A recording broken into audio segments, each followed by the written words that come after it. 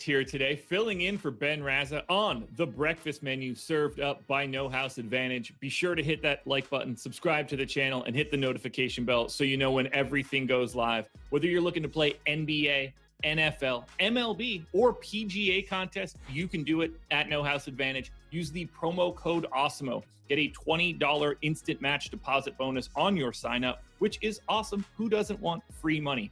We love No House Advantage. Go to the App Store, download the app, or just go to the website. Win big with player props today at No House Advantage. Eric, filling in for Ben right now. Ben on vacay. He's at Saratoga, probably betting on the ponies as we speak. We're going to talk a little bit of baseball today.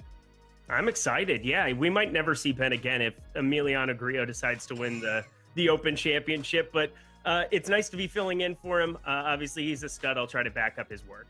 There we go. So just so you are aware, just in case you're not, the theme of this video is breakfast. We don't bet units here. We bet strips of bacon. So let filling you in here. I'm going to lead off here with my first bet. One strip of bacon going to Robbie Ray, over 8.5 strikeouts at plus 120. Texas, 13th in strikeout rate against lefties, 23.5%. It's not great. It's not bad. It's basically average, so I'll take what I can get. There's a lot of peaks and valleys in the Rangers offense. Nate Lowe, Garcia, Gallo, Dahl, Eli White all strike out more than 25% of the time. Garcia and Gallo both strike out north 30% of the time. So there are guys that should pile up a lot of strikeouts, and then there's a couple spots where you don't really expect it. Coming off the All-Star break, I tend to lean towards pitching more than hitting in that first day or two. Get out of the rhythm of hitting a little bit. There's no sort of rhythm of pitching to me because Robbie Ray's just pitching every 5 days anyway. I've got Ray projected for 8.7 strikeouts in 6 innings, which means just as a neutral bet, I think it should be a little bit better. The fact that I'm getting plus 120, even better for me. So I'm putting one strip of bacon on Robbie Ray, over 8.5 strikeouts. Well, you're going to learn from my pick that I absolutely love that. I did not take the over on the strikeouts, so don't worry there. But I think the narrative that you had is very sharp, and I promise this is not scripted, and I'm learning that as we go here right now, that this is definitely something. But for me, my one strip of bacon beginning is going to be Toronto first 5 innings, minus 230, parlayed with Atlanta first 5 innings, minus 140. That's a plus 145 payout. So I'm kind of on the same narrative with you, where I kind of like to target pitching right out of the gate as we're getting back. Hitters haven't been swinging the bat. They've had a week off. They've been hanging out. A pitcher is used to having a normal week of rest. And so I'm going to take the Robbie Ray side. I love all the metrics you were throwing there. Just to also give the Charlie Morton side of it, 35.6% hard hit percentage, 27.7% K percentage, going up against this Tampa Bay team. They can be potent at times. They're definitely going to set up as much lefty heavy as they can against Morton. But that first 5, just getting the minus 140 there. Atlanta does have a decent bullpen. If you wanted to make it the minus 120 for the game, I wouldn't hate it. But I like these first 5 bets. It allows you to just basically be focused in on the starting pitchers that you like. And if you like the offense on the other side, that's a +2. And of course, Atlanta losing Acuna, big deal. But Toronto, no issues there. Give me both sides of that, plus 145. I love that you're on the Toronto side there. It's fun not knowing, and whether people believe it or not, we come into these videos not talking about what we're betting on. So sometimes it's really fun. Like bet for our golf betting video, Ben and I have picked the same guy a couple times, which is usually pretty exciting. Every once in a while so far on the breakfast menu, we've had opposite sides of stuff, which is also pretty entertaining. You talk a little smack when it's done. So you do feel a little bit better when you're looking in the same direction. I don't get the sense that you're going to be looking in the direction I'm about to go here, but we're going to talk through it anyway. All right. Second bet, final bet for baseball for today. Just 2 coming out of the All-Star break. One strip of bacon on Vlad Guerrero under 1.5 hits at plus 110. Now, I know this is a weird bet, and I am the Vlad whisperer coming out of the All-Star game. I gave you guys Vlad hitting a home run in the All-Star game. I called Vlad Guerrero being the MVP of the All-Star game. So let's be clear here. I know my Vlad Guerrero. I've got him projected for 1.2 hits in this game. So immediately I am under that number. Much like the Robbie Ray strikeout bet, I'm under the number and I'm getting plus money. And this is just real. Like, it's not like I have a great feeling about betting against one of the best hitters in baseball right now. This is just a math play for me. I ran my projections. I started looking through some of the lines. There weren't a ton of guys that had under bets in hits that were plus money. Vlad Guerrero happened to be one of them. And when I looked at my hit number for him, it worked out. It's as simple as that. It's not that I don't like Vlad. I obviously stand for him pretty hard during the All-Star game. But for today, I hope he doesn't find too much success in terms of hits in general, under 1.5 plus 110. God, do I like that a lot. So on No House Advantage, our sponsor, one of my favorite things to do is to isolate the 0.5 hits overs and the 1.5 hit unders. And even a guy like Vlad Guerrero Jr., who's the best hitter in baseball, him and Shohei Ohtani, 1-2 in whatever direction you want to go, they are going to fail. He has to go 2 for 4, 2 for 5. That's 400 or 500 in a one-game sample, and that's not sustainable. I think in the long term, if you do that over and over and over again, you're getting plus money on that side of it.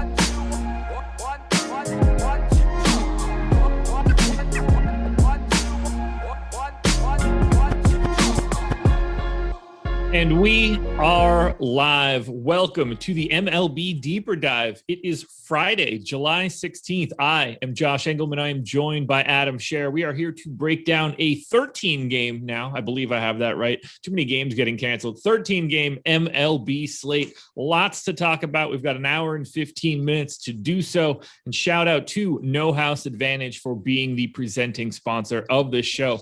But let's just start here. Adam, how are you? Doing good. Actually kind of excited for this show, like even more than usual, because it's going to be different than this morning since we have pitching now. We have updated data in the top pitchers tool, the top stacks tool. So we can dig in a little bit more than I could with Greg this morning, and we'll get a little bit different show. There we go. As always, hit that like button, subscribe to the channel, hit the notification bell so you know when everything goes live. Because why would you want to miss any content? We'll touch on the schedule and No House Advantage and all other good stuff as we make our way through. But we got to get through 13 games. I'm ready to start it off if you are. Is this the first time you and I have ever worn a collared shirt at the same time on the same show? It almost has to be, right? Yeah, like there's no way that it isn't. I mean, I don't wear them at all unless I have something going on. So the amount of times that I've done it has to be so minimal that we would have to have just like been in, like it would have to be in another scenario where I'm going out after the show. Right. Yeah. And a scenario either I'm going out or I just have like 2 clean shirts and they happen to have collars. Well, there you go. Let's start this one off. Nats and Padres. Nats 4.5 run implied total. Padres 5. So the Padres have about a 56% chance to win. Eric Fede and Chris Paddock going in this game. Are you looking to get to Fede or Paddock at all today? Paddock pulling a little bit of ownership on DraftKings at 6,300, but nothing too crazy. Where are you looking to go from a pitching perspective here? Yeah, I'm not really interested in going to Eric Fede, but I am interested in Chris Paddock. Greg and I talked at length this morning about Paddock. I think we spent more time on him than probably any other pitcher on the slate. The DraftKings price is 6,300. To me, doesn't make a lot of sense, especially if he's with him only getting 9% ownership. Like, I understand why he's not more expensive. He's been very inconsistent this season. He has certainly had his share of starts where he just gets absolutely blown up.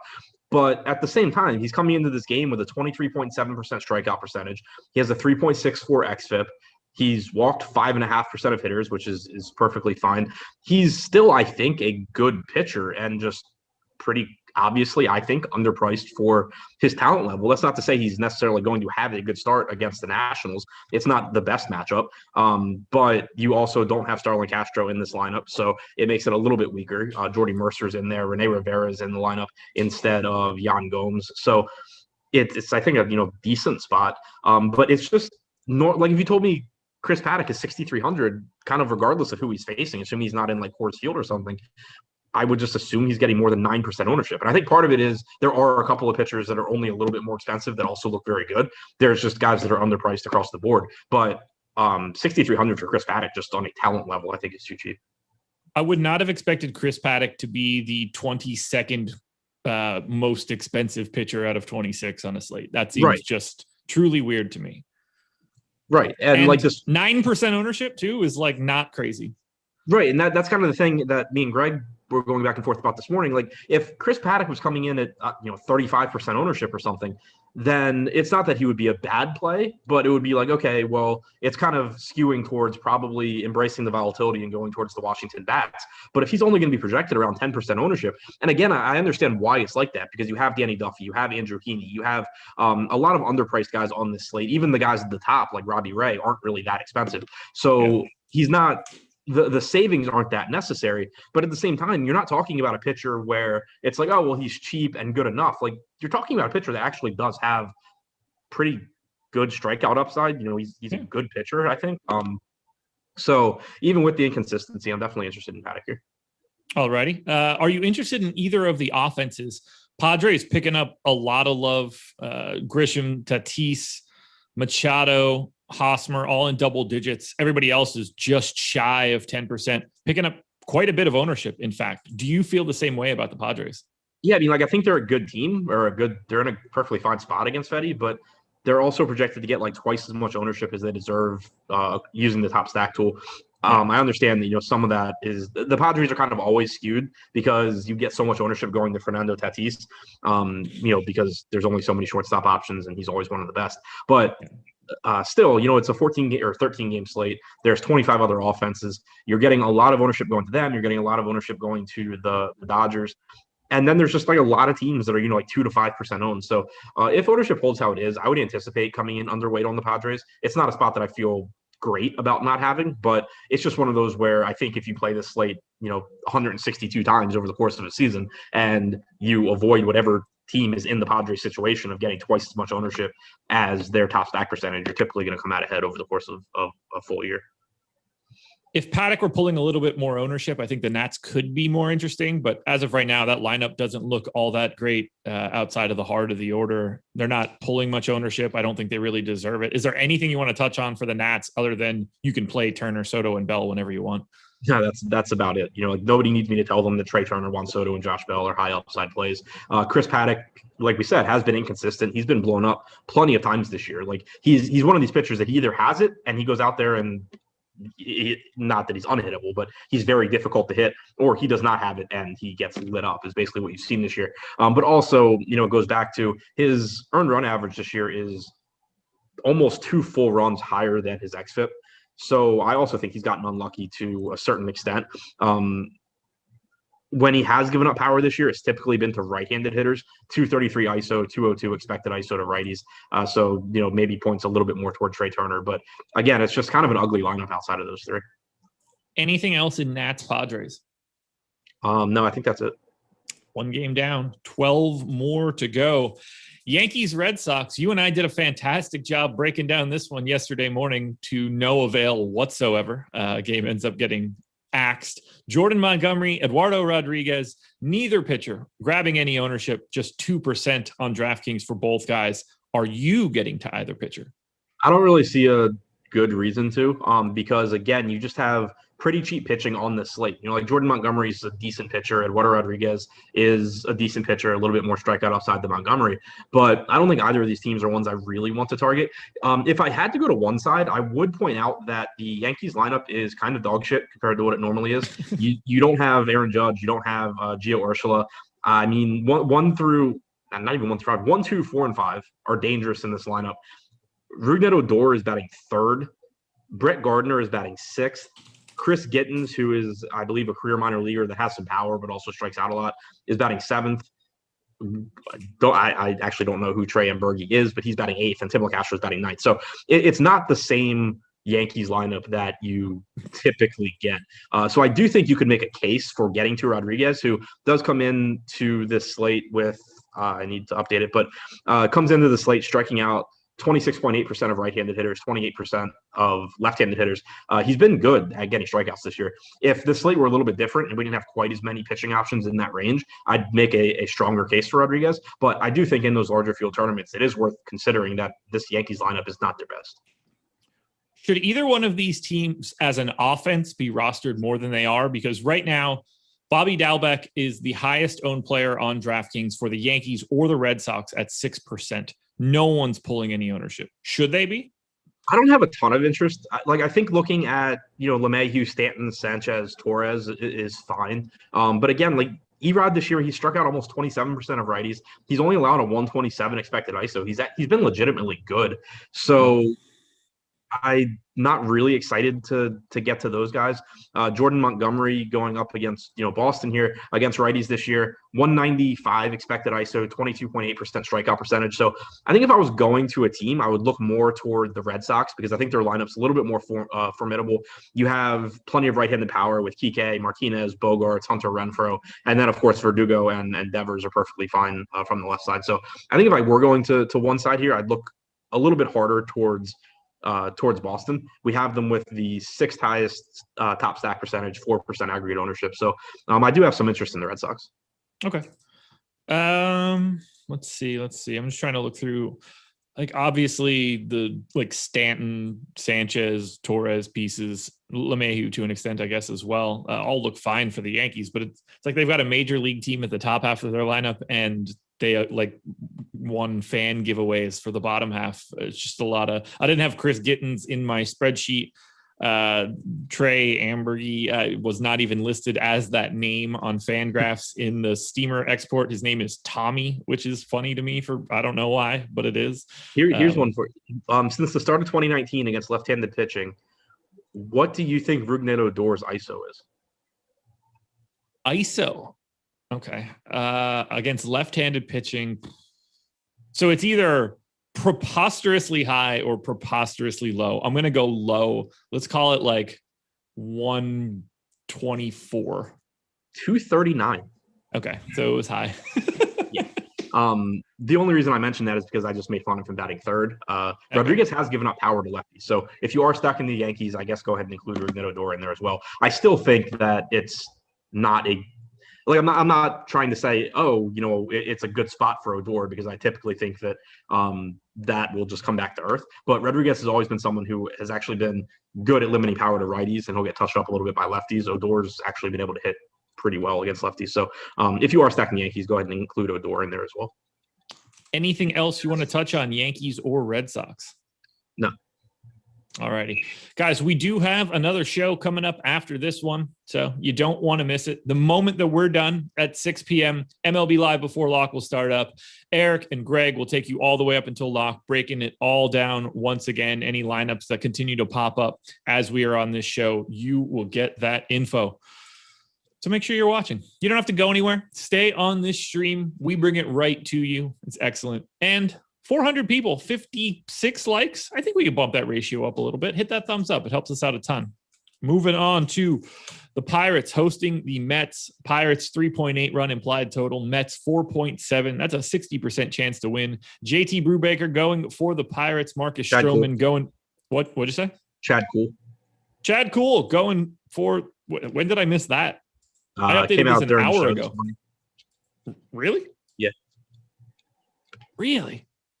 Chad Cool going. I'll say this much. It's not updated somewhere else.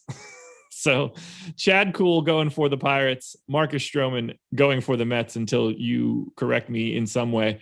Stroman 1% owned on DK right now, 7,900. He's 9,100 on FanDuel, not the best price in the world. How are you feeling about pitching in this one? Pirates only with the 3.8 run implied total, one of the lowest on the day.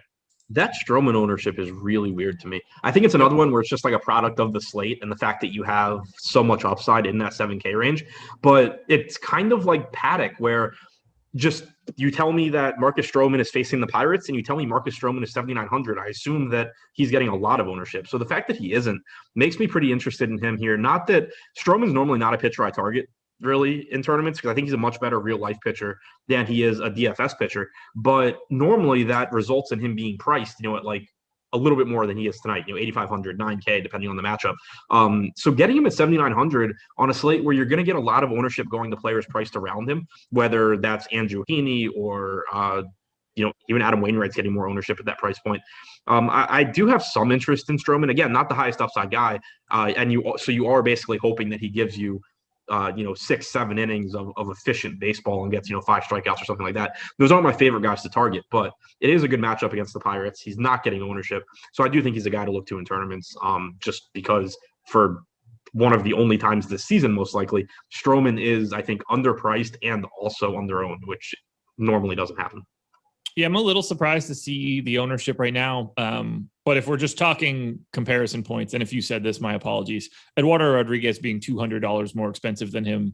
To me, I have Erod quite a bit ahead of Stroman, and Erod's not getting any ownership. So I would be breaking that tie right away. If Erod were pulling ownership, that would be a little bit different. But you've got that next group of guys above him, Tyler Mahle, Morton, Chris Bassett, all pulling, we'll call it 80% of the 200% of ownership just for those three alone. So I do like moving around that area, but I would get to Erod first. Yeah. Like the pitching ownership, the way we have it projected right now is really interesting to me overall, because like you have so much of it going to Morton, going to Heaney, going to Tyler Mahle from $8,500 down. That's, not mentioning Robbie Ray, but like you just don't have ownership right now, or much of it going to pitchers that I would expect it to go to, like Stroman, like Chris Paddock at 6,300. And again, I think that, Erod as well, Julio Urias in the Rockies game. But I think that it makes sense in that, like, the pitchers like Heaney are going to just project better and project really, really well. Like, they're very clearly underpriced. But it almost sets it up so the pitching is sort of like hitting on this slate. Like, normally we talk about, on most slates, it's like, oh, well, there's going to be a lot of volatility in the hitting, and I'm going to just go with the pitchers that look the best. On this slate, I think the range of outcomes for a lot of these pitchers is really similar, including Stroman, to some extent when you factor in the low ownership on him. So I'm curious how you're feeling about the Mets bats right now, because I think we're going to come to the same conclusion on Pittsburgh. They're one of the worst teams you could roster today. Yeah. Okay. How do you feel about the Mets bats? Somewhat interested in the Mets. The pricing is egregious, though, on DraftKings. Brandon Nimmo is $6,100. Pete Alonso is $6,000. McNeil's $5,100. I mean, you can pay up to be contrarian here, but you also need to keep in mind that even though Chad Kuhl is not a very good strikeout pitcher, he hasn't given up much power this year. 121 expected ISO to lefties, 134 to righties. He's kind of just been, a decent pitcher. So you're paying an absolute premium to get to the Mets, and it's a good, but I think not great spot. Not only that, going to be a little bit up in the air with some rain, so keep your eyes peeled for that one.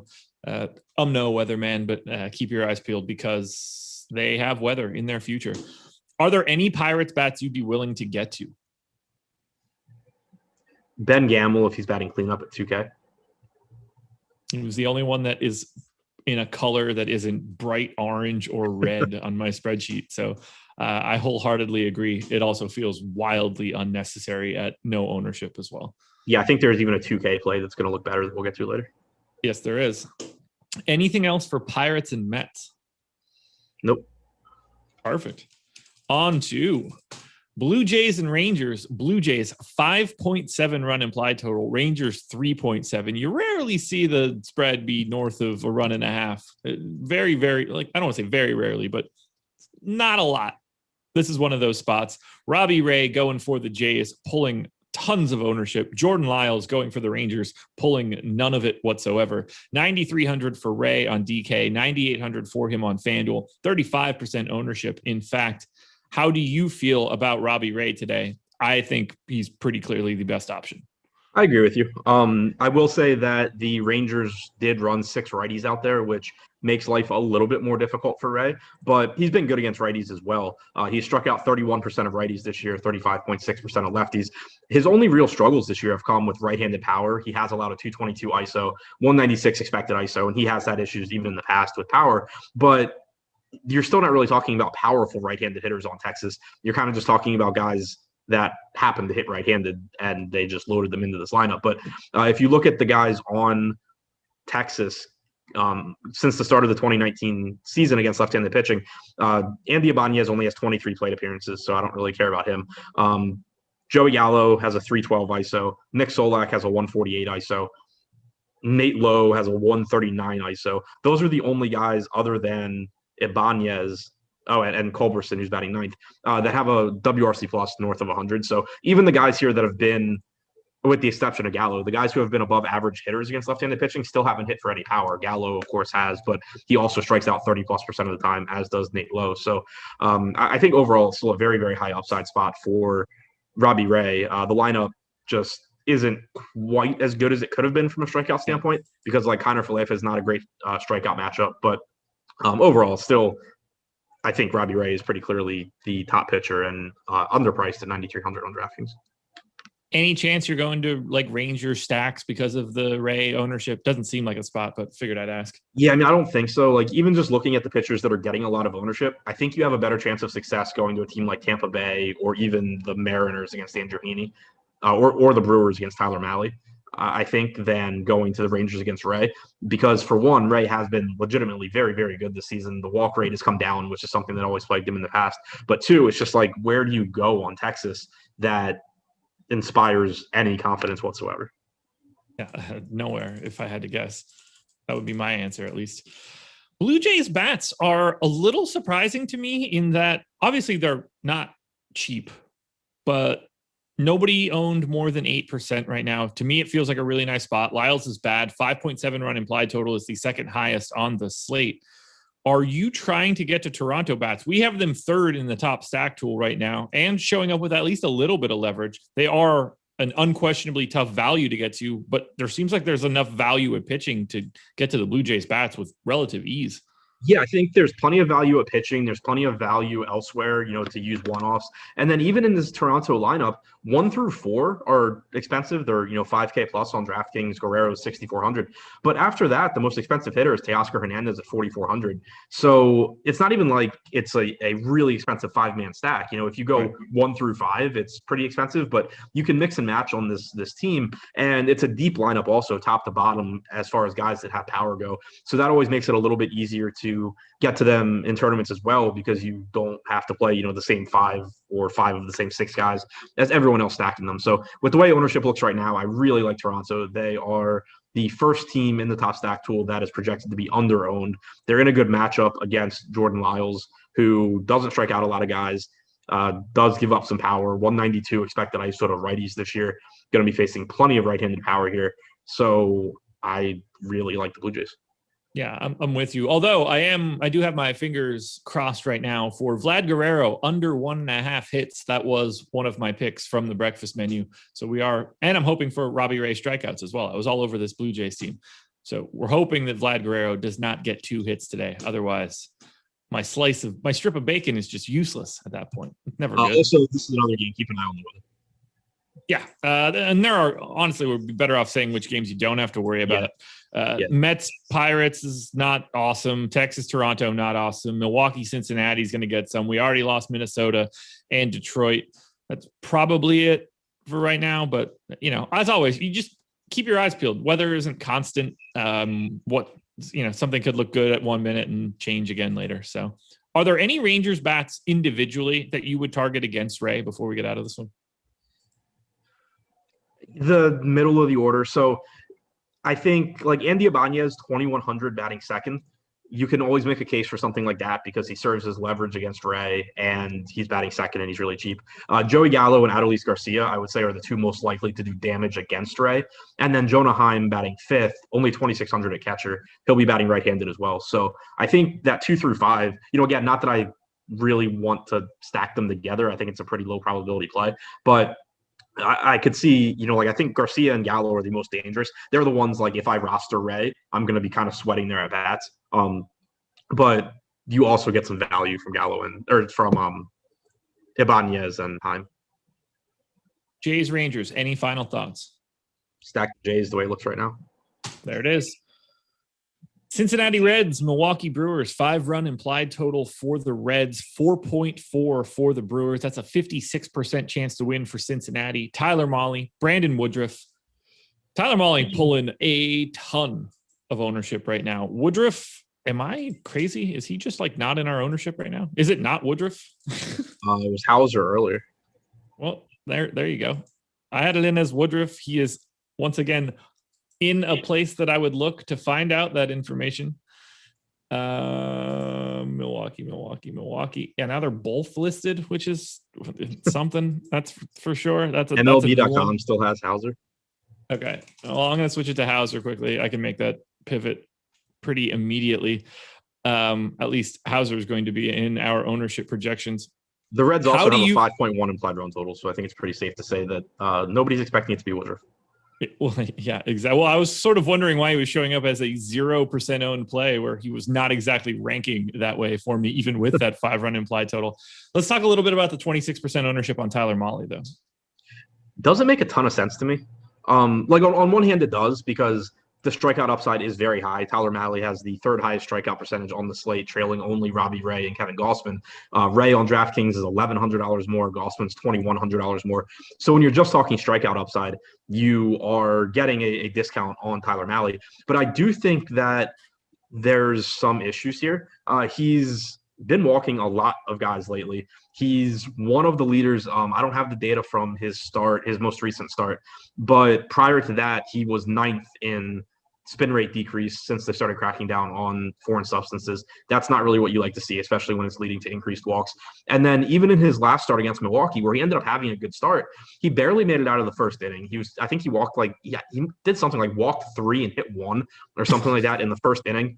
Gave up a couple of runs and then was really good the rest of the game, got some strikeouts, ended up having a pretty good fantasy day. But that was also a game where he was just getting, both pitchers in that game were getting pitches like 5 inches off the outside corner all game long. It ended up being graded as like the worst umpiring performance of the entire season. So there's reasons to think that Mahle could get in some trouble here. The control and the command really just hasn't been there for him recently. Don't know if it's a coincidence or if it's a substance thing or what, but I do think that there is pretty low down, pretty substantial downside for him. The upside is certainly there. We know this Milwaukee team will strike out, but I do think that there's a decent chance of Mahle just not being good here. And so it's a situation where like if he were one of the ones projected for 7 or 8% ownership, I'd be really excited to get to him and take on that strikeout upside. But since he's one of the pitchers in this range getting like all of the ownership, I'm more inclined to just spread that ownership around to guys like Rodriguez, Urias, Duffy, Stroman, like these guys that just, maybe they don't give you quite the same strikeout upside, but they're just getting a fraction of the ownership. And I'm just really not that sold on Tyler Mahle being a consistent option here. Like his median projection is high, but I think that the bars are pretty wide on either side. Okay. Do you get to Hauser at all? Can't imagine you are with that run total, but just quick question, 7K, not even like the best price tag in the world. No, not a great price tag relative to the slate. Not a great matchup. There's just a million spots I can go to that I'm actually interested in before I get to Hauser. Okay. Let's talk at least a little bit about the bats then for the Reds. Nothing crazy from an ownership perspective coming in. Are you going to get to the Reds at all? Probably not too much. I think they're in a pretty good spot, 5 implied run total, but they just kind of don't check any of the boxes that typically tell me I'm going to get to a lot of the team. They're kind of middle of the pack in terms of just pure top stack percentage. They are projected to be owned about the same as their top stack percentage. So they don't project as a team that is offering you leverage in terms of top stack versus ownership. And Adrian Hauser is not projected for ownership. So the Reds aren't giving you any leverage against the people that roster Hauser because those people don't exist. So they kind of don't there's a decent chance that they have a good game. But you're not really making your path to winning a tournament any easier by going there because they're not projected to be on their own. They're not facing a popular pitcher and they're not likely to be like one of the top stacks on the slate. So, perfectly fine spot, but nothing makes me think that they'd be one of my highest owned stacks. Feels like, at least to me, the Brewers bats are going a little bit under-owned just given the ownership for Mahle. Are you seeing the same thing? Yeah, I like the Brewers here. I had a lot of Milwaukee the last time these two teams faced, or the last time they faced Mahle, rather, because it was a similar thing where I thought that the range of outcomes was very, very wide on Tyler Mahle, and he was getting a lot of ownership. Same thing here. We have Milwaukee projected with a 4% chance of being the top stack, only 2% aggregate ownership. So they're top stack percentage is twice as high as their aggregate ownership. And then they're facing a pitcher that is projected to be in 1/4 of the lineup. So, if they happen to do well, like I'm a lot more willing to take on a relatively low probability team if when they do well, I get to leapfrog a quarter of the field like you are right. against Tyler Mahle. Also, a great park to hit in. So I do think that Milwaukee is a good team to stack in tournaments, especially as the contest size gets larger. I do want to mention one thing. Eric Johnson continues to talk about Reds BVP. I will time you out for 5 minutes if you continue to mention BVP on this channel. Just got to put that out there right now. This is blasphemy around these parts. And Sean Manaea starting for the A's now, not Chris Bassett. Yeah. So there's that. Anything else you want to touch on for Reds Brewers? Sneaky, interesting game. Yeah. Again, just, especially as you get towards those larger field tournaments, if you're playing the 100K to first, 15 or 16, whatever, $18 buy-in that it is on DraftKings, I think they make a lot of sense in tournaments like that. Not sure that they'd be a team I get to necessarily in higher stake stuff, but even there, I wouldn't write them off because you could potentially see Mahle's ownership even higher in those. Okay. Let's see. 5 games up, 5 games down. Before we keep this one moving, I think it's time to talk a little bit about the free content we have for today. If you're playing baseball, and I assume if you are watching this show, you are, the MLB Top Pitchers tool is free. I love our MLB Advanced tools. The Top Stacks tool has changed the entire way that I play MLB DFS. The Top Pitchers tool isn't that far behind. I love knowing how frequently 2 pitchers are going to be the highest scorers or the best values. That is, or on FanDuel, 1 pitcher for both of those scenarios. Love the tool. Look for Nightbot to drop that link in chat, or just go straight to awesemo.com and browse to our Top Pitchers tool. Also, if you are playing UFC tomorrow, the MMA Pro Plays article is free. When I say article, basically just a ranking of a bunch of the guys that do MMA content here at the website. They prioritize every single fighter, rank them 1, 2, however many there are on the card. You get sort of an average. You get an idea of where everybody falls. Basically, it's like power rankings for the UFC fighters for Saturday. So if you're trying to play MMA, go check that out. On to the next one. The Atlanta Braves hosting the Rays. 4.4 run implied total for the Braves, 4-1 for the Rays. Charlie Morton, Michael Wacha, or I assume you're going to tell me that neither one of those guys are starting and it's somebody else, because that seems to be the rate that I'm going at. Yeah, Tim Hudson, Scott Kazmir. Good pull pretty quick, actually. Yeah. That's not too bad. Morton pulling tons of ownership, 8,700 on FanDuel, 8,500 on DraftKings. He is at 35% ownership, or at least was on our last update. I don't think that is crazy at all. Probably my second favorite pitcher, maybe my third. You could kind of coin toss him and Heaney, but they're both sort of projected for the same amount of ownership. How are you feeling about Morton? Feel good about him. It's another situation where I think that the ownership is probably higher than it should be if you're just looking at the pitchers in that price range and saying, is Charlie Morton actually a 7-1 favorite against any of these guys? I think the answer is probably no. But it also comes back to what we talk about a lot, and it's that you don't typically win tournaments, especially in baseball, by just taking a single player and saying, oh, well, you can just pivot here and then you just win all the money. It's more about the ownership of your lineup. So if you're stacking a low owned team, then it doesn't matter that much, that Charlie Morton is getting ownership. So I do think he's probably a little bit over-owned, but that's just not as important to me with pitchers as it is for hitters, because they're taking up 1 roster spot as opposed to 5 in your stack when you talk about aggregate ownership. So, I think it's an okay. The spot's kind of dangerous, but the way I put it this morning is that if Morton has his normal stuff, his normal command and all of that, I think he just kind of walks through this Tampa Bay lineup because he's that good. The reason I think Tampa Bay is kind of dangerous is if Morton's not at the top of his game, which most pitchers, have X amount of starts that they just don't have their best stuff. Tampa Bay is a good enough offense that they'll punish him, and he's not likely to put up a good game against this offense if he doesn't happen to have his best stuff today. So that's kind of where it's dangerous. But I think, as long as he has close to his best stuff, he should be fine. He's also not really expensive here. His strikeout percentage is actually higher against left-handed hitters than against righties this year, which is nice to know going into this matchup as well, where you have 2 right-handed hitters, including the pitcher, in the Tampa Bay lineup. So all in all, I think Morton is a very good play. He looks really good. Again, I wouldn't fault anyone, and I think it's a decent idea, especially in larger field tournaments, to maybe take some of that ownership and just move it to some of these other similarly priced guys. Go look at Odor's BVP and tell me why he's batting third today. Because the Yankees have COVID. Yeah. Gonna go with that one first, that's for sure. Any Michael Wacha? It just doesn't seem necessary on this slate. He threw 90 pitches his last time out, which is good to see. But it's just not that good of a pitcher. It is a watered-down Atlanta lineup with no Ronald Acuna. But, just one of these pitchers where I'd be more interested if Chris Paddock wasn't $400 less and Danny Duffy wasn't $300 more. Everybody in the Rays lineup is projected for 1% ownership. Everybody in the Braves lineup, except for Abraham Almonte, projected for 1% ownership. Are you stacking either one of these offenses? Probably not, but if I went to one, I would actually go to Tampa Bay here, just because you are getting that leverage against Morton. And I think they're probably even a little bit better lineup than this version of Atlanta.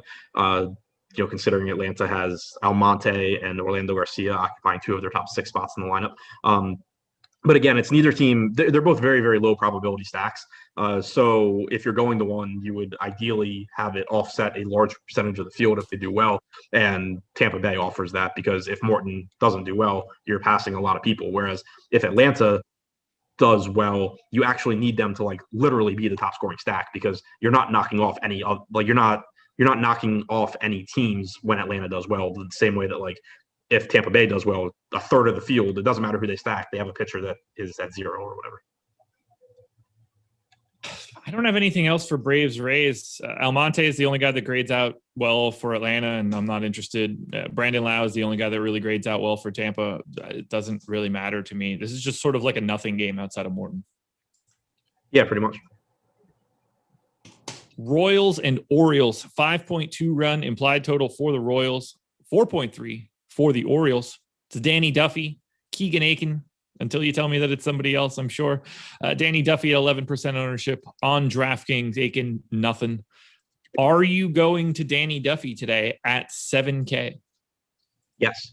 I think that he's just underpriced here. He's been good this season. The real concern with Duffy is just the pitch count going into the All-Star break.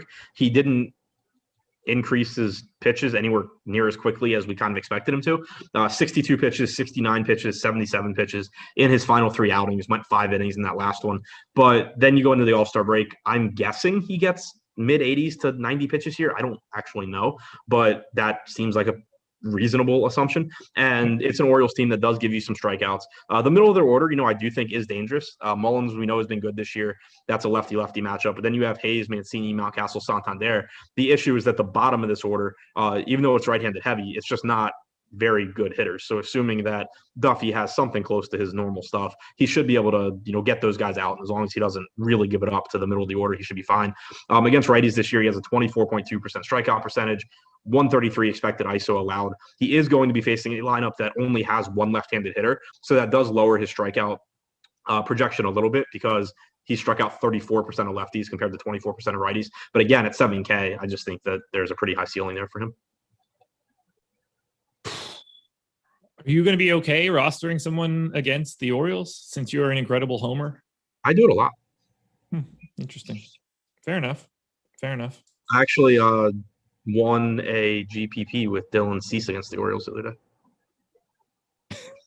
Hey, by the way, I just want to let you know, playing 150 lineups every day is not talent. Well, that's good, because I played 3 that day. Okay. That's not for you, but you know what I mean. Oh. Royals bats pulling a little bit of ownership here against Aiken. On the opposite side, what'd you say? Oh, you got it. Orioles not really pulling all that much ownership. I think the bats are probably more in play here than it seems. In particular, I kind of like Kansas City a little bit more than the ownership shows. Maybe not like a lot more, but a little bit more. Yeah, I think it's a pretty good.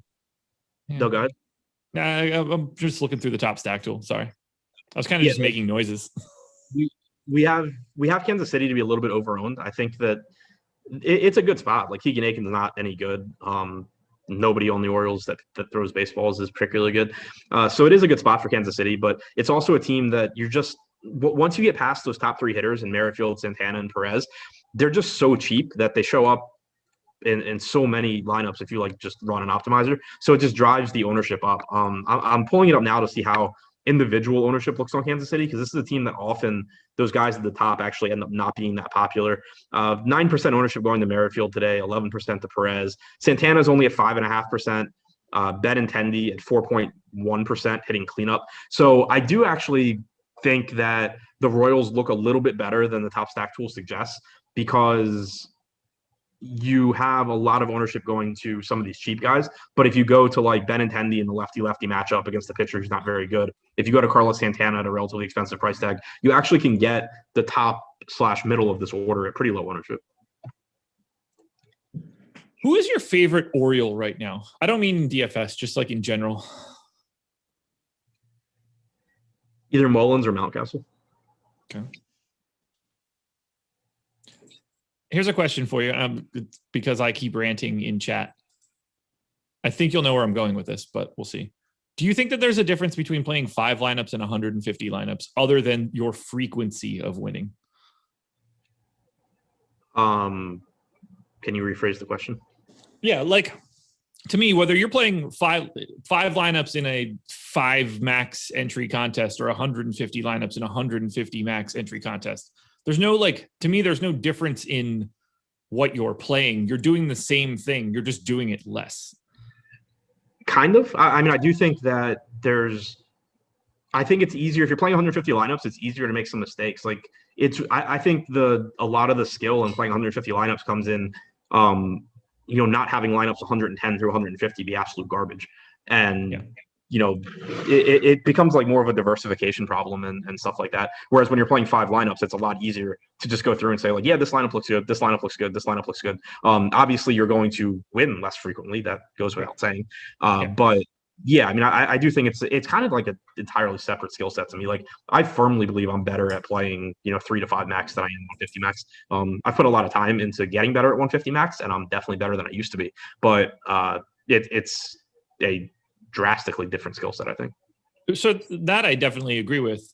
And a lot of that is just the laziness of making sure your lineups are good at the ass end of that list.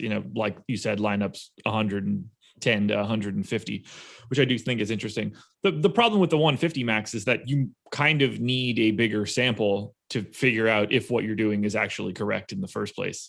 By the end of the season, you do need 180 days worth of data in 150 maxes. And even that might not be enough, where it feels like in a smaller field, you can kind of get to that a little bit quicker. But I hear what you're saying. To me, I look at it all the same. Like, I find it hard to believe that I could be good at one and not the other. Yeah. And I guess the other thing, and I think it's what you were saying too, is like lineups or contests where you're allowed to enter 150 lineups are a lot bigger, especially if you're not someone like 150 entering when they have, like the whatever, like $500 milli maker or whatever, where it's like a reasonable size field. Like for me, if I won 50 max, it's in like an $18 or a $20 contest where you're playing anywhere between 14,000 and 60,000 people. Whereas when I'm playing 4 or 5 lineups, it's in like a $500, $600, $700 contest where you're playing against like 300 people. So you're just going to those tournaments, even if they're harder to cash because players are better, they're easier to win because you just don't have to beat that many people. Exactly. So yeah, that's I guess where the strategy changes a little bit, but also like you're saying, like you can be building really good lineups across your 150 and still have to go a very long time before you get a first place. Exactly. All right, let's keep it moving from Orioles, unless you had anything else you wanted to land on here. No, I think that's about it. I think Hayes and Mountcastle offer some value just because they're good hitters that have a lot of power and they're cheap, but nothing that really stands out. By the way, 700 people, 130 likes. We're doing well, but I think that we could do a little bit better. So keep hitting that thumbs up. It helps us out a ton. White Sox and Astros, 4.2 run implied total for the Sox, 4.6 for the Stros. It's Dylan Cease. It's Lance McCullers, I think. Lance McCullers. Oh, okay. I was wondering why Lance McCullers' ownership wasn't popping up for me, but it's because I have him listed as junior and it's not pulling in the non-junior section. There's nothing worse than naming in DFS. It's a plague. We should start like a non-profit for a normalized name set, but that's neither here nor there. What do you want to do with pitching here? I have some interest in McCullers. Again, just one of these like around 8K pitchers that isn't getting much ownership. Right now, we have him projected with a 9.8% chance of being a top 2 pitcher, only 5.9% projected ownership at 9,100. Sorry, not 8,100. But, again, just one of these pitchers. Like, I think Robbie Ray is better, but I also don't think there's an 8-1 chance or 7-1 chance that Robbie Ray actually beats McCullers here. So it is certainly someone, if you're going to a more popular stack, you can make that pivot.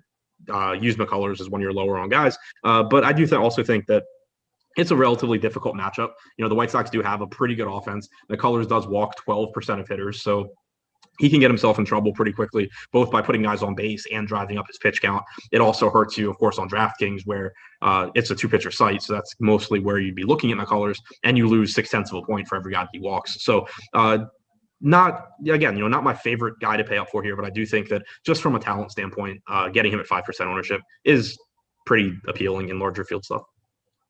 Yeah, I don't know what to think here. He's not grading out as well as I would have expected. I don't think that I would get there all that much. Yeah, it's one of those spots where, like, it looks basically the way I see it on this slate is, like, when I look at pitching, I'm typically either just going to get to the guy who is quote unquote like the best, projects the best in his price range, or I'm going to get to someone who has a similar range of outcomes and is projected for a lot lower ownership.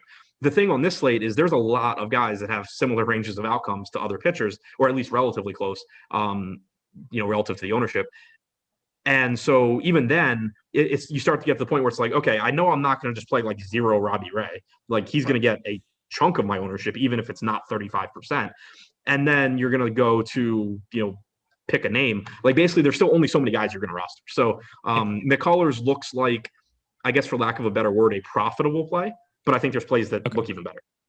Okay, perfect. So from a hitting perspective, Cease to me is impossible to get to. I would just rather get to McCullers right away, and it's not like McCullers is pulling any ownership. Neither here nor there. White Sox, Astros, from a bats perspective, White Sox aren't getting owned at all. Astros barely getting owned. Kyle Tucker at 6% is the highest. Everybody else is 3% or below. Do you see any value in getting to either the Astros or the White Sox? Not really. Neither pitcher is getting much ownership. Both pitchers are good. Both offenses are also good. So, like, that would be the case you make is, in large field tournaments, I've said it a lot, teams like the White Sox and the Astros in these like 58,000 person tournaments, if every time the Astros or the White Sox are 1 or 2% owned, you stack them, you probably make a profit over the course of a season just because they are so good. But at the same time, when you're talking about this one slate, I'm not really seeking out low owned McCullers or Cease to target hitters against. Yeah, it doesn't seem like that spot.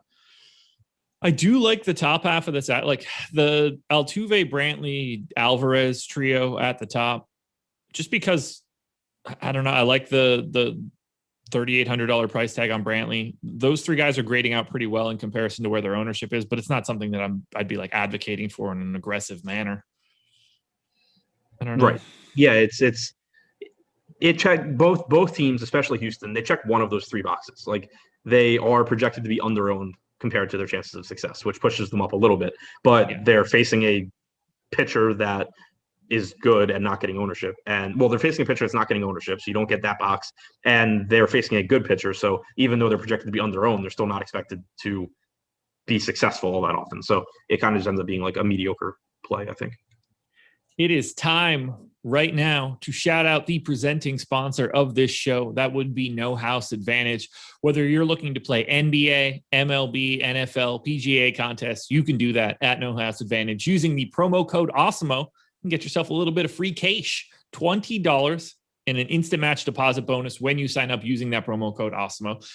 You can download the app in the App Store or just go to the website, nohouseadvantage.com. That'll get you there as well. They've got the $1,000 Grand Slam going today. I provided my No House Advantage pick on the breakfast menu today with Eric Lindquist. I'm going to give it again here. I recommended Robbie Ray over 8.5 strikeouts as my personal bet. But at No House Advantage, it's even a little bit better than that because the Robbie Ray prop on No House Advantage is just 7.5 strikeouts. So I liked it at 8.5. I certainly like it at 7.5.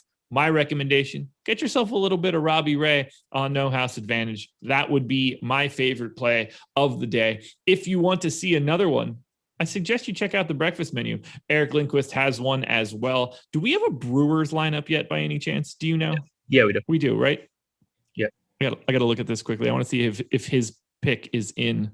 Who is it? It's not in anyway, so it doesn't really matter.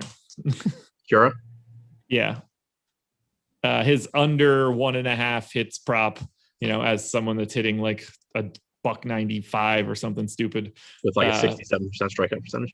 Yeah, it was looking pretty good, but he does not appear to be in the lineup. So no go on that bad boy. Either way, go check out No House Advantage. We couldn't be happier to have them as a sponsor. Check the banner at the top, but make sure you're using that promo code Awesemo when you sign up. On to the next one. Cardinals and Giants. 3.6 run implied total for the Cardinals, 3.9 for the Giants, 54% chance to win. Wainwright, Kevin Gausman, both guys pulling about 10% ownership. One of those guys is priced at 7,700, the other at 10,300. How do you justify pitching ownership in this one? Does either guy stand out more than the other? I think Gausman by a little bit, just because I think he's the better pitcher, better strikeout stuff. Second highest strikeout percentage on the slate at 30.5% this year. He's been just excellent. Like, he's learned finally after like a decade in the major leagues that if he throws the pitch that nobody can hit, he gets more strikeouts. So amazing. that's been a game changer for him this year. And he's gone from like barely being able to stay in the major leagues to being an all-star. So he's really, really good. The issue is that he's $1,000 more expensive than Robbie Ray, who actually has a higher strikeout percentage, is in just as good of a matchup. So you're just going to get projections favoring Robbie Ray. And if that $1,000 makes a difference in your lineup, just play Ray. But I do think this is another one of those situations where if you're stacking a little bit cheaper team, or you just happen to be using cheaper one-offs or mini stacks or whatever in your lineup, and that $1,000 doesn't really matter, Kevin Gausman's going to outscore Robbie Ray more than 20% of the time, which is what the ownership dictates that you would need right now for Ray to be like just the answer across the board. So Gausman's another one of these guys that certainly if you're looking for a lower owned pitcher, you get that same range of outcomes that Robbie Ray offers you. So I like Gausman there. Wainwright's a little bit more confusing to me. He has been pretty good this year, which also is confusing to me, but he's not the same strikeout guy. Like he's been a pretty good pitcher, 3.78 xFIP, but 22.6% strikeout percentage is pretty middle of the pack.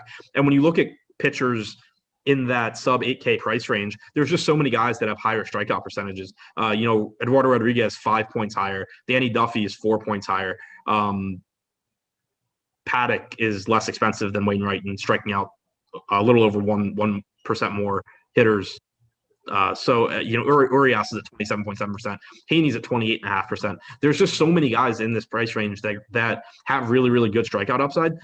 If I'm not going to Andrew Haney, who I think you and I agree is like the best of the sub 8K pitchers, you have 9.5% ownership going to Wainwright. You have 0.5% going to Urias at the same, or at $100 more. I'd rather go to Urias.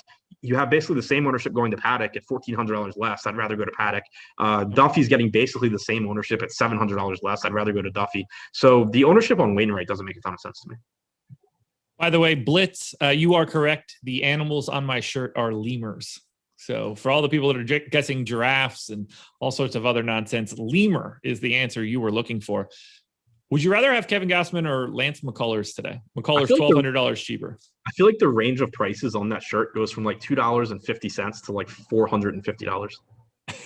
I see where you're going with that. Yeah. You either find this in a Goodwill or it's in like some New York City boutique. Yeah, it was shipped to you from Europe or something. It's the middle ground. It's Banana Republic. Okay.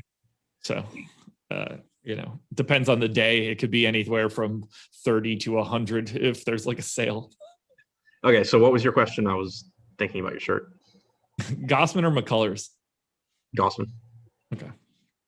I think that's really close because of the price difference. Yeah, so the reason, actually, the price difference is kind of why I lean towards Gausman, because when you ask that question, I'm just assuming it's a lineup where, I'm just assuming that you're not making a massive change in terms of the quality of the offense. Like, let's say you're using a 5% top stack offense to get Gausman and a different 5% more expensive top stack offense to get McCullers. So I'm kind of assuming like the bats more or less play the same. I think that there's just less guys. It's hard to like phrase what I'm trying to say. Like, I think that because there's so many guys in that like 8-ish K range, McCullers you're going to have when you play McCullers, you're going to have a very similar build, I think, to a lot of teams that have these other pitchers. So you're going to need McCullers to just destroy this entire range of a lot of guys. Whereas Gausman, you're just going to end up with a different roster construction. You'll probably end up on a little bit different hitters. So you can get there kind of by those hitters doing well. You don't necessarily need Gausman to beat the entire every pitcher. You kind of need him to beat Ray, McCullers, Cease, the 9K and up guys, I think. I don't think I explained that well, but I think that I think that the fact that there's less pitchers priced around Gausman is going to make it so your lineups are it's easier to differentiate your lineups than going to McCullers. Fair enough. Cardinals and Giants are 2 of the 5 lowest implied totals for the slate. Are you getting to bats for either the Cardinals or the Giants? No, I mean, I think both pitchers are good enough. I think Gausman's legitimately good. I think Wainwright, again, is good enough. Neither pitcher getting enough ownership that's going to really make me look to stack against them. If I was going to one team, I'd look to the Giants. It is a park upgrade for them. Getting out of San Francisco, you do have some left-handed power here, but overall, not interested in another team. Final thoughts? Cardinals, Giants, anything else? Nope. All right, 1, 2, 3. Okay. Got about 20 minutes to go before we turn this one over to the live before lock crew. 1, 2, 3, 4 more games to go. So we're doing pretty well. Might actually be able to take a question or two by the time we get to the end of this. But we probably have a lot to talk about here, or maybe we don't because it's obvious. Rockies and Dodgers, 4.9 run implied total for the Rockies and a crisp 6.6 for the Dodgers. At least that's where I have it. Senzatella and Urias.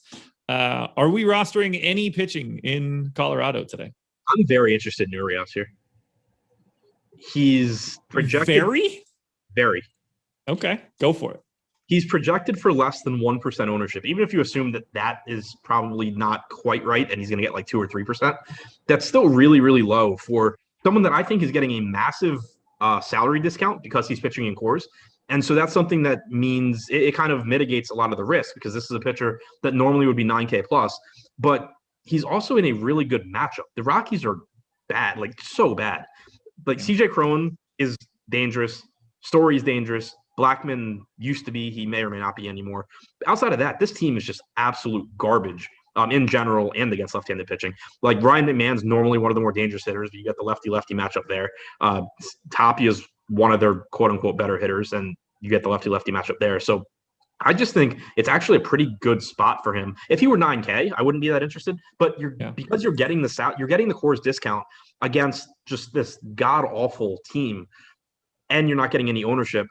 So if he were priced where he normally would be, or if ownership were up as a result of the salary being down. But I mean, Urias is coming into this game with a 27% strikeout percentage this season. He has, he's basically his strikeout percentage is less than 1 point lower than Andrew Heaney, who's getting 35% ownership at the same price. I'm really interested in tournaments and going to Urias. All right, I like it.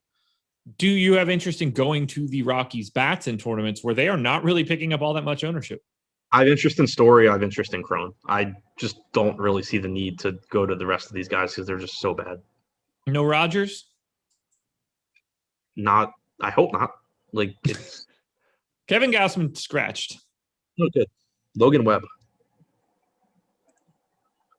Do we know anything about that right now? He hasn't given up much power this year. Logan Webb is 8,200 on FanDuel, 6,900 on DraftKings. He has struck out a lot of dudes this year. 26.6% strikeout percentage this season is a lot higher than we've seen from him in the past. He hasn't really allowed power. Has he been going? Oh, he threw 45 pitches last time out. He threw 62 before that. So he had, I don't know if he was in the minors or at AAA, but he hadn't pitched in the majors between May 29th and July 9th. He threw 45 pitches on July 9th. So not entirely sure how stretched out he is. I'm looking it up now. It says on DraftKings, it says he's expected to get some work with the minor league club during the All-Star break as he's building up his innings after a shoulder injury.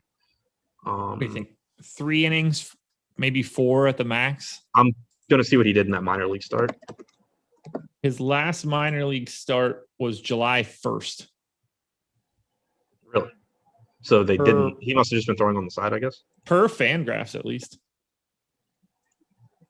And then he has, on July 9th, he threw the 3 innings against the Nats. So I went to the minor league, the MILB page, and his last game he pitched in was that July 9th game. So who knows? I mean, like I said, he threw 45 pitches there. Maybe he threw like an extended bullpen at AAA, but my assumption is that he's going to be at least somewhat limited here. Like the only thing that would have changed my mind is if he had made a start over the All-Star break somehow and thrown 75 pitches or something. But since he didn't do that, I'm going to assume that he's just not needed on this slate. I'm going to say that he is unquestionably not rosterable. Back to the Rockies. So you're not all that interested in Rockies bats. Feel free to add whatever you would like on your interest on the Dodgers. They're obviously the team that you're looking to in cash games and really as much as you can. But it's just one of these teams, and I said it this morning. It's like the teams that play the Orioles, or we're playing the Orioles last week, where you had Toronto getting all the ownership in the world, and then you had the White Sox getting a lot of it.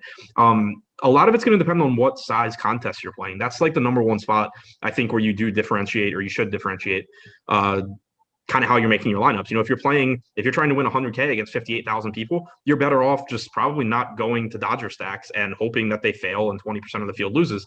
If you're playing against 400 people and 20% of the field or 25% are going to play them, you're still only competing with 60 to 80 teams. So it's just easier to get lucky against 80 teams than it is against 10,000 or something, obviously. Yeah. So normally what ends up happening for me personally in my lineups when a team's top stack percentage looks like this, where for anybody who doesn't have it in front of them, the Dodgers have an 18.8% chance of being the top stack, which is 3 times higher than the next closest team. But they also have 22.7% aggregate ownership, which is almost double the next highest team.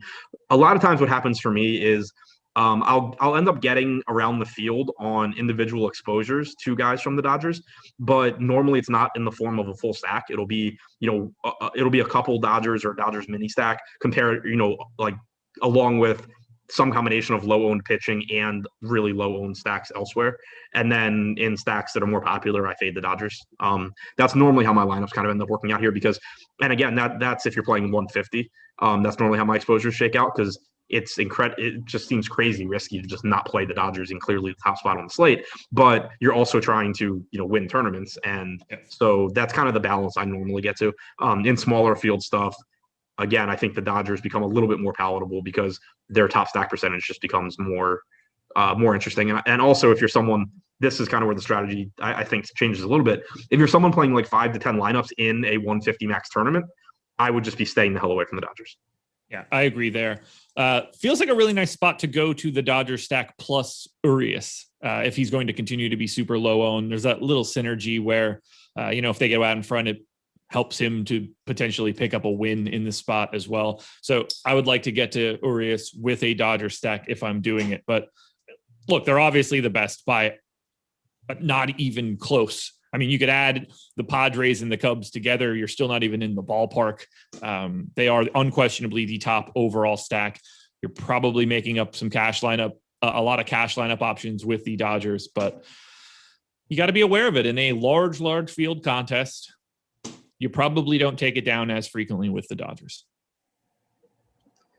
Whatever the winning pitchers are tonight are just going to be the ones that don't happen to get rained on. That's probably true too. Now, apparently, we're getting pop-ups for Charlie Morton as well. Yeah. Are there any Dodgers bats you don't like? Because I'm not super fond of Chris Taylor. No, because the thing is, I'm going to pull up their ownership just to make sure that what I'm about to say is right. The thing is, I'm not fond of paying $5,200 for Chris Taylor, but he's also the lowest owned Dodger by a pretty wide margin. So it's all kind of give and take there. And he's also batting 6th on the team with a 7 implied run total. So, I would say that Chris Taylor is my least favorite play, but I'm sure he's also everyone else's. Anything else you want to touch on here? No, Dodgers look really, really good. Just keep in mind what contest size you're playing. Rockies look really, really bad with the exception of Trevor Story and CJ Cron.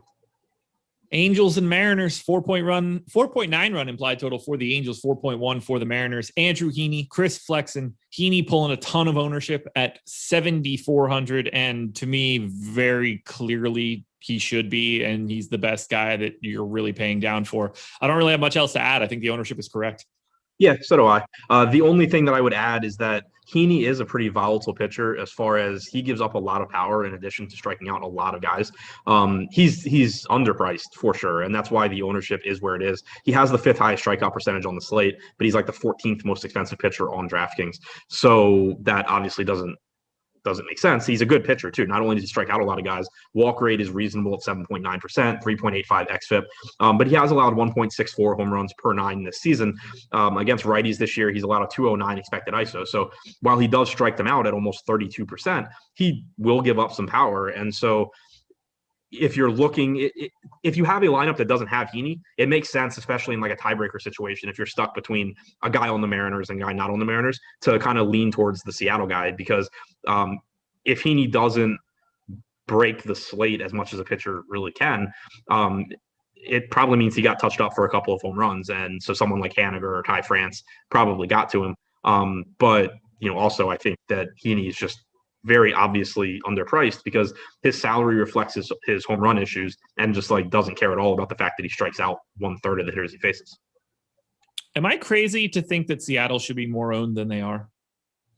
No, I think it's like a perfect example of people use median projections too much and don't do enough to account for other factors. Yeah, they're super cheap. They have the second best chance of being the top value on the slate, but only pulling 3% of aggregate ownership. They don't have a giant chance of being the top stack, but just given that ownership share and how good of a value option they are, they really do allow you to go to like a Robbie Ray Morton combo. Let Seattle be the driving factor of your savings and hope you're getting on the opposite side of Heaney busting 30% of lineups. To me, the Mariners look really good in comparison to just ownership on the rest of the slate. And we have to see what that lineup looks like too. Sure. I think Kyle Seager, even though he's a lefty, I think Kyle Seager helps that lineup go. He has a 227 expected ISO against left-handed pitching since 2019. Haniger's at 295. France is at 178. Torrens in less than 100 plate appearances at 262. So, you have power with those guys. Dylan Moore is at 198. So there is power there, but excuse me. I would like the lineup to, have Seager in it, basically. You good there, man? Nothing crazy going to happen? Yes. Okay, obviously this would be like the most memorable stream ever if something were to happen, but I'm just checking. Angels bats, does anything stand out here to you against Flex? And outside of obviously Shohei Ohtani is really good at baseball? No, that's pretty much it. I do think Ohtani's price will keep the ownership down because people paying up are going to go to the Dodgers in a lot of cases, obviously. Flexen hasn't been bad as far as limiting power this year, but only a 16% strikeout percentage. And with Ohtani, if he hits it, it's typically going pretty far. So I do like Ohtani quite a bit in tournaments. Two things here. 800 people, 180 likes. Please hit that thumbs up, subscribe to the channel, and hit the notification bell because that is the only way to know when everything goes live. And if you're looking to sign up at Awesemo.com, you are in luck. Use the promo code MLB Deeper Dive. One gigantic word. Get 25% off your first week of Awesemo Plus Platinum. Projections, ownership, Slack, all sorts of advanced tools, lineup builder, etc. If you're looking to get in behind the paywall, now's the time to do so. Use that promo code MLB Deeper Dive. I almost put an L in that somehow. I don't even know how I did that. It's on the screen right now. Copy what's on the screen. Don't listen to my stupid voice. Say it and get yourself 25% off for the first week. 2 games to go, 8 minutes to go. I think we're timing this one out pretty well. A's and Cleveland. Almost said the naughty word there, but we're going to leave that one out. 4.7 run implied total for the A's, 3.3 for the Cleveland baseball team. We've got Sean Manaea on the hill for the A's now, Eli Morgan for Cleveland. Are you going to Manaea at 8,200? I think he's okay. Obviously kind of new to the slate, came into the show expecting it to be Chris Bassett. But Yeah, we haven't updated the top pitchers tool yet. So I don't. Is Tyler Mahle that much better than him at the same price? Because that seems like no to me. Yeah, I don't think so. Like Mahle has plenty of concerns of his own. Coming into tonight, 25% strikeout percentage from Anaya, so about 4.5 points lower than Tyler Mahle, but 3.66 xFIP. Manaea is good. So I do think you can go there. He's someone that maybe gets a little bit lower ownership just because he wasn't projected to start.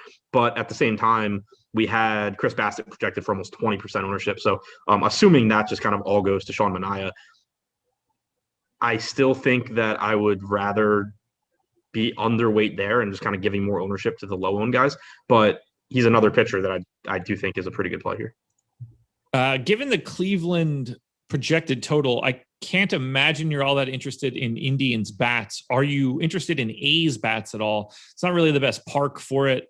They don't look all that interesting to me. This is mostly an offensive stay away. I'm interested in the A's and larger field stuff because I do think they have a lot of power, and I don't think Eli Morgan's any good. Eli Morgan throws like 90 miles an hour. He has a good changeup and relies on command to have success, but he's given up plenty of power so far this year. Small sample in the majors, but 244 expected ISO to lefties, 289 to righties. That combined with the fact that he just doesn't seem like a pitcher that should be good. It's kind of like, when Kyle Hendricks came up, you just assume he's going to suck until he proves he doesn't. Hendricks sort of did for a few years, but Morgan, still much more likely to be bad than good, I think. And so when you look at this Oakland team that does have a lot of power with Laureano, Olson, Chapman, Lowry, Murphy, I am interested, but again, the park does suck and it looks like it's supposed to be about 60 degrees. So low probability, but I do think that the upside's there. Anything else for this matchup? I just don't have much to say for it. No, neither do I. Then let's close it out now. Diamondbacks and Cubs, 4.3 run implied total for the D-backs, 5.1 for the Cubs. It's Madison Bumgarner. It's Kyle Hendricks. Neither guy is getting any ownership. Should they? No. I don't have anything else to really add to that. That'll do it. Neither guy gets strikeouts. Neither guy is very good at pitching. There's a lot of guys on the slate that are good at pitching and get strikeouts, so I don't really see it. Top of that Cubs order, though, picking up quite a bit of ownership in the Bryant Contreras-Baez area, if that's where you're looking to go. Obviously, Jock Peterson not going to be in the lineup today. Is active for Atlanta, by the way. How do you want to handle this Cubs lineup? Obviously, we don't have it yet, but feels pretty good getting to anything against Bumgarner. Yeah, I think it's a good spot. I think that the prices are reasonable. The only thing I don't like is the ownership. Like the three guys that I really want to go to on the Cubs are Bryant, Contreras, and Baez. And we have them projected for 24, 15.5, and 14% ownership on DraftKings. But you have Bumgarner coming back from an injury. You have Bumgarner being old, which is, just been a thing that's plagued him for the last few years. And getting out of San Francisco hasn't done him any favors either. He doesn't strike out a ton of guys anymore. He's got a 22.5% strikeout percentage against righties, 203 expected ISO. And now you run into Chris Bryant with a 276 expected ISO, Baez 248, Contreras 240 since the start of 2019. So I do like those guys, but again, so does the field. If you are stacking this team, I wouldn't shy away from using Anthony Rizzo. I think that's one spot you can be contrarian while still getting another very good hitter into your lineup. Yeah, I totally agree there. I think people overreact to those lefty-lefty type matchups. If you're willing to take a stack, you're probably assuming that you got to the starting pitcher, at which point Anthony Rizzo is probably just going to face a righty in the third or fourth inning instead of having to face another lefty again. Also, when the lefty is Madison Bumgarner, it doesn't carry as much steam. So do you get to the Diamondbacks at all, though? No, except for I was waiting all show to find out if we were on the same 2K guy, but Cole Calhoun, $2,000 if he's in this lineup for Arizona. Yep. Kyle Hendricks seems to have lost whatever random thing it was that made him good for a few years, his command specifically. But he's struck out 20.5% of lefties this year while allowing a 208 expected ISO. Cole Calhoun, 653 plate appearances against right-handed pitching since the start of 2019, 243 expected ISO. That's pretty good for a guy that's minimum salary. Oh, absolutely. And yeah, we are absolutely on the same guy there. He's popping up pretty clearly the most out of the Diamondbacks and of the 2K guys. That is the dude that I would be looking for as well. So yeah, I don't have anything else to really add there. Is there anything else you want to touch on for this game, for the rest of the slate? Anything that you don't think that you said that you wish you did? No, we were just clearing up something in chat that I thought really needed to be touched on. But other than that, I think we're good. Just got in. Why is Josh glistening like a hot chicken wing? I got nothing to add. So it's a two-prong attack. One, I am cleaned up and ready to go outside, collared shirt and all. And two, for some reason, my camera just fails in our Zoom call. If you guys could see my preview window or like on my pre-records, I don't glisten like a hot chicken wing. Unfortunately, in this particular case, I do. Thank you very much to Tyler for switching to the just me shot so I can glisten just a little bit more before we get out of here. But that's all I've got. In an hour. Yeah. That's all I've got, everybody. So thank you so much for joining us for the deeper dive. Stick around. Don't go anywhere. MLB Live Before Lock about to start right now. Greg and Eric breaking it all down, taking you all the way up to 7:05. Good luck tonight, everybody. Enjoy the rest of your Friday. I'll see you for most of tomorrow for all of our NBA content. Good luck.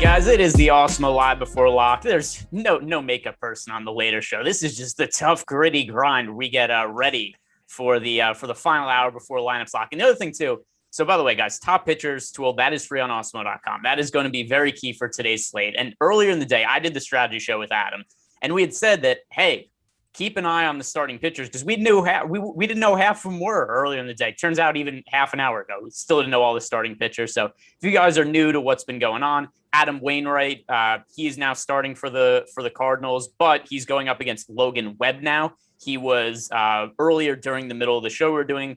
That was when when Wainwright was announced as a starter, and then he was supposed to be going up against Kevin Gausman, who was the most expensive starting pitcher on the slate, away from the Giants because of a medical issue. Now Logan Webb is starting. And then who is the one other pitcher that got Sean Manaea. Chris Bassett got scratched. Sean Manaea in place of him. So go check out the MLB top pitchers tool. I still have to adjust all my ownership because all of that got thrown out of whack in the last few minutes here. But how are you doing today? How was your weekend, Eric? Doing great. I'm so glad to have you host it. Actually, go ahead. Let me not weekend. I kind of think of it as a weekend. Yeah, All-Star week. Yeah, we haven't had to do baseball shows really for a week. Zanino, let's go.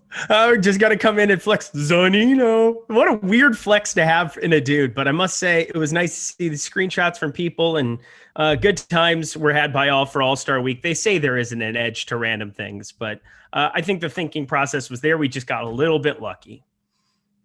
Yeah, and I mean, kind of, right? I mean, there was good logic there. Not that we actually expected Zunino to homer that day, but you know, we were kind of joking about how he was going to have extra opportunity, and he was one of your home run picks. I think ultimately we went 1-1 on that. I think I had Vlad, you had Zunino. So overall, ended up being a push for us. It was a tie, but hey, now we've got some of these pitchers to talk about. I was stalling for a little bit of time up top because I'm rerunning my lineups, trying to get the I can talk for like 20 minutes and just let you go. Yeah, hey, but. I mean, Terry McBride is the king of that, though. I'm no Terry McBride. He can cover you like it's crazy. Anyway, continue on. But anyway, listen, we've got updated ownership run now. So the top pitchers tool, which is free today, the top stacks tool, that is all updated. But we're going to be starting with the pitchers here, and I think where we have to start is at the top. To me, Robbie Ray is a pitcher that I personally feel the most confident in today. I think he's the best overall pay-up option on FanDuel and DraftKings, even as a points per dollar. But I think he's the number one overall pitching play on the slate. He's the guy I have the most exposure to today. Is that something that you were on board with as well? Heaney, correct? Is that what we're talking about? No, we're not talking about No, Robbie Ray. Oh, yeah, it's Robbie Ray for me. Okay, good. I just wanted to make sure because I feel like I'm lower on Heaney than what the eternal, like everybody else on planet Earth is today.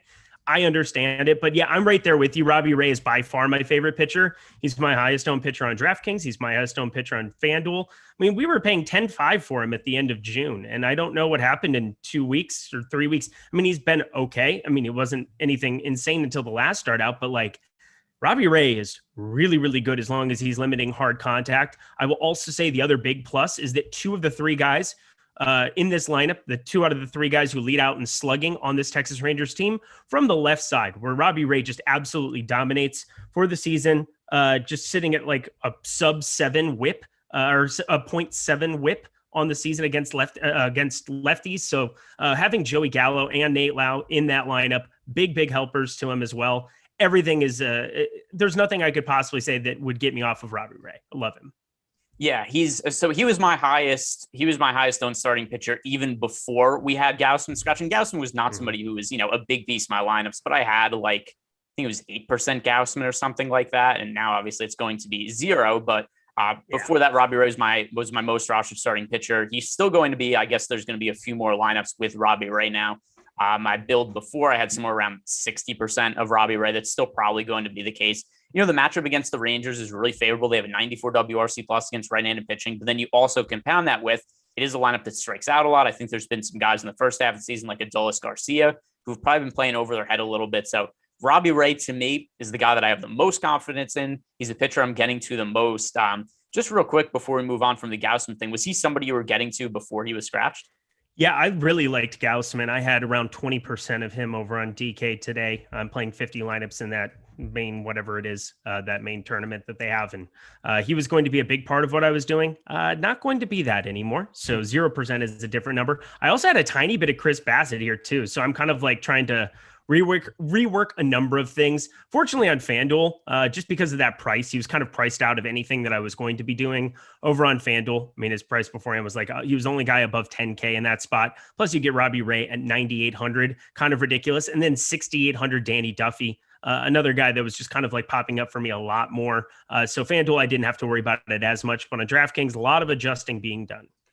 Yeah, and the other thing too is, so something also just in terms of betting purposes, I have a bet tonight on the St. Louis Cardinals, and the main reason being is because Gausman was scratched. That is, to me, the best way to find value in overall MLB betting when a starting pitcher gets scratched. And also, we've gotten to a point where books are pretty efficient in terms of adjusting lines for like basketball players when they get injured or when somebody's on the injury report. Like we've seen books, there used to be like a 5-minute grace period before they're updated. They've gotten to be pretty quick at that now, but still baseball scratches, starting lineups that are wonky, or just pitchers that get scratched, there's still a pretty good amount of time that you can make some adjustments for that. So I have a bet on the Cardinals as underdogs today. I think it's a pretty good spot for them now that it's Logan Webb on the mound instead of Kevin Gausman. I haven't seen what the updated line is, but I assume that the Cardinals should be favored now because it was close to a pick 'em at the time that Gausman was expected to start.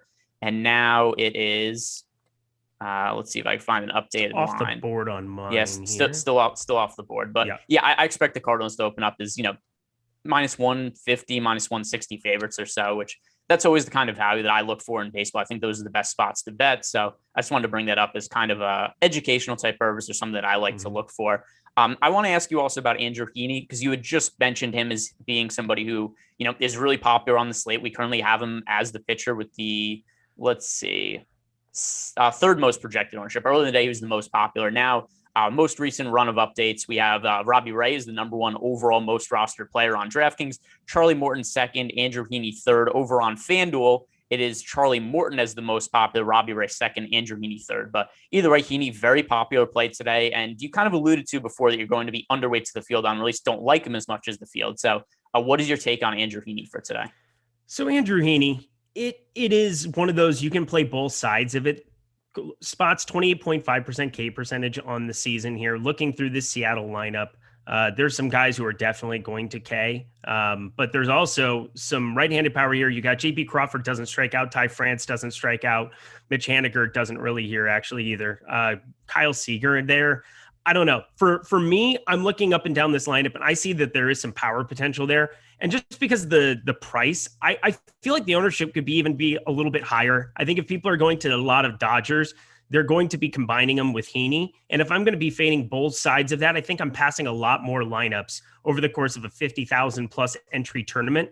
And that's really kind of what I'm playing in today. If I were playing some smaller field stuff, I think I'd be more interested in Heaney, but he almost feels like a requirement down at 7,400 in order to make the Dodgers work. So for me, the pivot is making sure I can go other directions that if I am playing the Dodgers, which I have some small ownership of still, I'm playing a lot of Danny Duffy. He's kind of my pivot down at 7K. I think there's some strikeouts to be had there. No weather concerns either in that game. So I'm taking a higher allotment of him in some of my Dodger exposure. But for the most part, I just feel like the ownership could jump up even higher than that.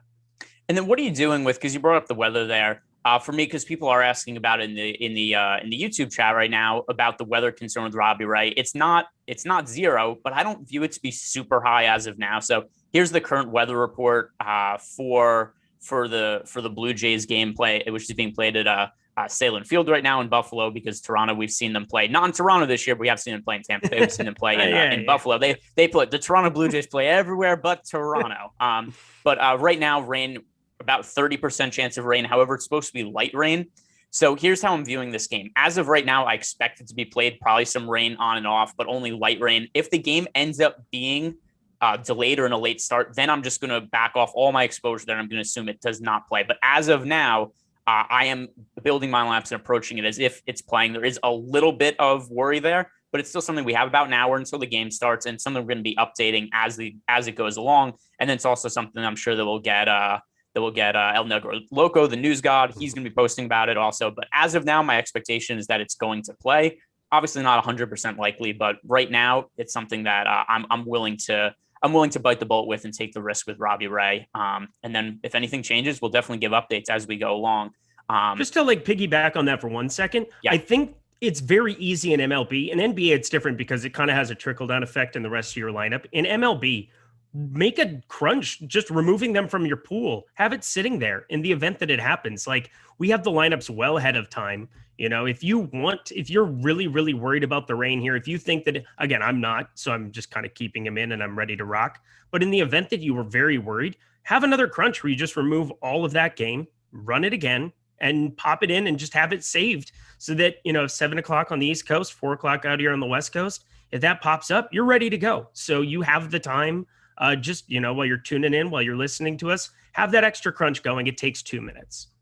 Yeah, and the other thing that I'm going to mention too, it's something I do a lot with NBA. It doesn't become as pertinent with MLB, but we talk about Eric and I about how we prepare for doing shows and whatnot, especially when one of us has hosting duty, which there is a little bit more to look over when I'm hosting, like the ad reads, the intro, and all that. Yep. For instance, today's show is sponsored by No House Advantage. That's something Eric doesn't have to do any kind of the ad reads, but me, I have to point out the show is sponsored by No House Advantage, and if you go over there and use the promo code Awesemo when you're first signing up, you get a $20 deposit bonus. But that's something Eric doesn't have to worry himself with. That's stuff I have to have in front of me. But as it pertains to doing late swaps and stuff like that, I'll very frequently, at least for NBA, if a player is listed as questionable and I'm doing a show, I'll make one CSV with that player in, one with them out. And that is something that could be viable to do with baseball too. The thing that makes it tricky with this slate, though, is not only is the Toronto-Texas game with, a slight chance of rain, then we also have the Reds-Brewers game, that game being a little bit more risky. That game, it looks like a higher chance of rain right now, about 50% chance, and also potentially harder rain. I know that we saw El Negro Loco, he posted in the YouTube chat that is a spot that worries him a little bit more. I don't think I'm talking out of turn here. I'm pretty sure I saw, here it is. Yeah, he said that he took Cincinnati of his player pool. The game will start in a couple delays, hasn't worried there. I agree. That is a game I also find a little bit more concerning. Also, we have Tyler Mahle, who's, not a super chalk pitcher on the slate, but 17% and a little bit of a high volatility pitcher. The way this game is shaking out right now, my lean is towards taking that game out and just kind of looking elsewhere. There's a lot of games on the slate. There's a lot of pitchers in that price range that I'm looking at. And that is a game that I'm pretty concerned about the weather. So did you do anything with the weather in that spot? No, not yet. I haven't touched it. I mean, Tyler Mahle was in my pool for sure. I mean, I hadn't really thought about it too much here until Loco put that in. He's just saying that he's worried about like an in-game delay kind of spot. I hadn't seen, obviously there's rain. I thought they were just going to kind of play through some of that stuff. I always try to go from the approach where if I don't see like a massive red cloud coming over, I'm not a meteorologist by any means whatsoever. Yeah, exactly. And just fake it till you make it kind of a thing. But I think that there's some spots where if you can see that little big red circle moving towards a ballpark, probably something to get away from if it's going to start on time. Right now I'm looking at it and it seems as though, I want to think that it's still okay here at the moment. I think if it moves over, you're in deep crap. Like you're in a lot of trouble for this little red dot. But are people going to move off of it? The main thing too is that people are not going to move off of Tyler Mahle. He's still going to have ownership unless that news comes out that it's delayed before the game. He will definitely carry ownership. So maybe I should be reconsidering that a little bit more than I was. Yeah, so for me personally, my weather source, I'll be honest, it's at google.com. I go on Google, I just search, MLB weather. Where do you go for that? Google, and then .com. It's on the internet. So yeah, I do that. I go to the World Wide Web. I check out some Googles, and then I see what the weather is. And right now, by the way, this isn't even all that helpful of information, but 50% chance of rain. So it's just like, hey, maybe it'll rain, maybe it won't rain. But that's where it's at. But it also, there's a lot of other spots that have obviously less than 50% chance of rain. But to me, it does seem like a game that there is, a fairly decent chance of either like News God said, either an in-game delay, or maybe it doesn't start on time. So it is a thing that to me, there is a considerable amount of risk, and not that it's, guaranteed to be called off or anything, but just given some of the other spots we have to target, like somebody you mentioned before, Danny Duffy. I think Danny Duffy is a very strong pitcher in the 7K price range. The one kind of concern that we have to have with Danny Duffy is just we haven't seen him pitch very deep into games as of late. So the pitch count for Danny Duffy, to bring that up really quick, and something else to mention is, so he was coming off the injured list, and coming off the injured list, he was restricted coming back. First game off the injured list, he threw right around 40 pitches. It was 42. Then he made a game that was just kind of an opener appearance. Then he came back after that, 62 pitches and 69, 77. So, that is definitely a slight concern, but still also realistically, he's had the All-Star break to take extra time off. He should be more stretched out by now, considering he got up to 77 pitches in his last time out. I'm thinking we get, 85, 90 pitches from him, which at that point, it's pretty close to a full workload. And then I also consider that Danny Duffy earlier in the year was a guy who was priced considerably higher than 7,000. We saw Danny Duffy priced around 9,000 for most of the middle of the season when he was healthy. And then you consider like, okay, what is the actual significance of 5 to 10 less pitches? And it just shouldn't be a $2,000 discount to salary. So I'm on board with you. Danny Duffy, who currently is projected for, some ownership, but not a whole ton, 13%. But if you consider this price, if he was 7,000 at home against Baltimore a month ago, he would have been like 9,000 and like 25% owned. But just because we haven't seen him throw a lot of pitches recently, he's 7,000, only 13% owned. So I think he's a very strong GPP target on DraftKings. But what is your read on how many pitches he's going to throw today? I mean, I think that it's probably going to be closer to, if I got like over 85 out of him, I would be fine with taking him against this Baltimore side. I mean, that's just my inability to value Baltimore for anything other than what they are. They're a top heavy lineup that has some ability to get there. Give me more than 85 in this spot for a guy. 2.53 ERA, 1.25 WHIP. He's been very, very efficient, not just from a surface level, but some of his underlying metrics as well. Just a guy that has pitched very, very above his head. Not somebody that I remember rostering a lot in previous years here, but as of right now, 26.1% K percentage. That's enough against this Baltimore Orioles team that definitely has some strikeouts between Mountcastle, Santander, Pedro Severino, all right around 25% plus. Sign me up for Danny Duffy as well. Yeah, that's I'm also high on Danny Duffy. Somebody who right now we've projected for almost no ownership that I am very interested in. He's in about 20% of my lineups now. Who's in that same price range is Eduardo Rodriguez. So yep. Rodriguez right now on DraftKings, we projected for 2.9% ownership. On FanDuel, Eduardo Rodriguez, who's only 7,400, projected for 4% ownership. Look at the Yankees lineup. It is so awful. Bad. They've got guys who I didn't even know that some of these guys were on the Yankees, and they're in the lineup today. Let me pull up that full Yankees lineup. I'm right there with you. It's been like a month and a half. I feel like this guy has been getting so unlucky because you look at everything down the line. He's limiting hard contact, 33.7%, 383 X slugging, 27% K percentage. I have him in 15% of my lineups. Even just kind of hearing that you're on him as well, I thought maybe there was something that I was missing with the guy. He does have a propensity to just have to pitch extra pitches to get some of these strikeouts. Goes deeper into games. You look at the 5.52 ERA and you're like, how? Like, how is this humanly possible when you see some of his underlying metrics? So I think he's been getting really unlucky this season. Yeah, and here's the bottom part of the Yankees order. They got Brett Gardner batting 6th. They've got Chris Gittens batting 7th. They've got, but these are just all created players. I'm almost positive. It's like the Walking Dead Yankees lineup. Trey Ambergay is batting 8th. Like he's not a real person. And then Tim LeCastro, who was on the Diamondbacks for a little bit, he's batting 9th. But I don't know these guys. I don't know where these guys even came from. The Yankees just called them up today because they had a COVID outbreak. So, we look at the bottom of the order, and I just think it's a very soft lineup. Already the Yankees team, as is, has been underperforming. Now you take Aaron Judge, who's arguably the best hitter on the team. It's either him or Giancarlo Stanton out of the lineup. Just that in itself, it becomes a much more favorable matchup for Eduardo Rodriguez. And then you got Gleyber Torres. He struggled this year. They got Rougned Odor. He's been bad against left-handed pitching for basically his entire career. He's at the top of the order. It's just there's a lot of safety spots for Eduardo Rodriguez here. Even if he has to face Giancarlo Stanton, he can kind of pitch around him, and there's not all that much to be concerned about in the Yankees lineup. So I think Eduardo Rodriguez is a really high upside GPP play, and he's just not getting ownership from the field. Is he somebody who's working into your lineups? Yeah, he is a little bit here too. We just got the Cubs lineup here, and I wanted to make sure. Yeah, Jake Marisnick is batting 5th, Patrick Wisdom 6th. All right, so those are going to be other pieces. I just want to be targeting Cubs up against Madison Bumgarner as much as possible. So it's going to be a big part. Sorry to go on the sidetrack of it here, but yeah, Eduardo Rodriguez in. You were talking Jordan Montgomery on the other side, or who were we talking about for the second Eduardo guy? Rodriguez.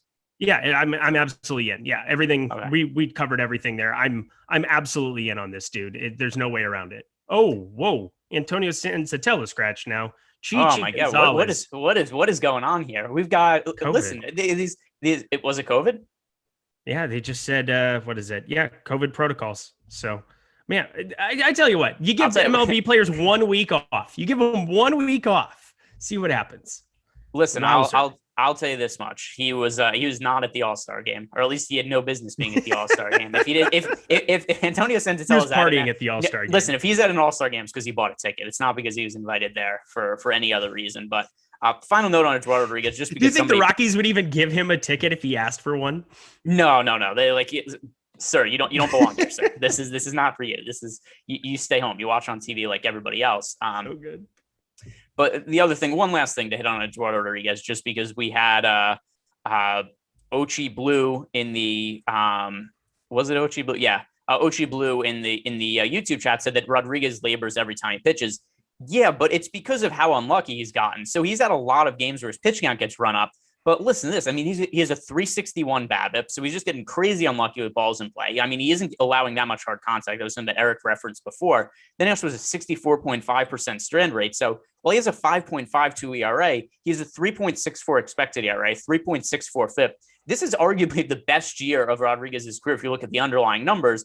And just sometimes there's not a lot you could do if guys are just hitting infield singles and happen to reach base in, fluky ways. He made 17 starts overall for baseball. We see some weird things happen in half a season. So for me, I think that we should see Erod start to pitch better going forward. The underlying numbers certainly suggest it. And this Yankees lineup is just absolutely poor, especially the second half. So I like getting to him quite a bit, but let's see. Is anybody else from the Rockies going to be out today?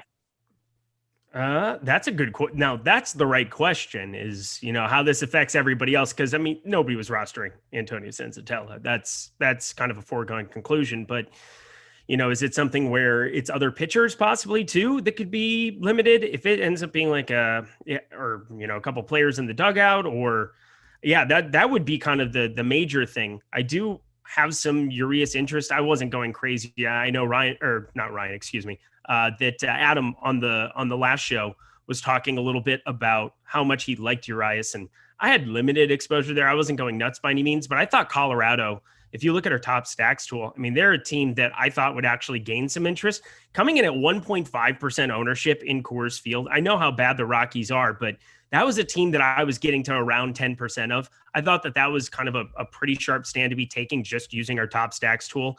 It's Coors Field. I know that they're an awful offense up and down the lineup, but this ballpark just kind of bleeds out runs. It's 90 degrees in Colorado today. It's fantastic hitting weather. I felt like going up against already, there's still a 4.5 implied run total.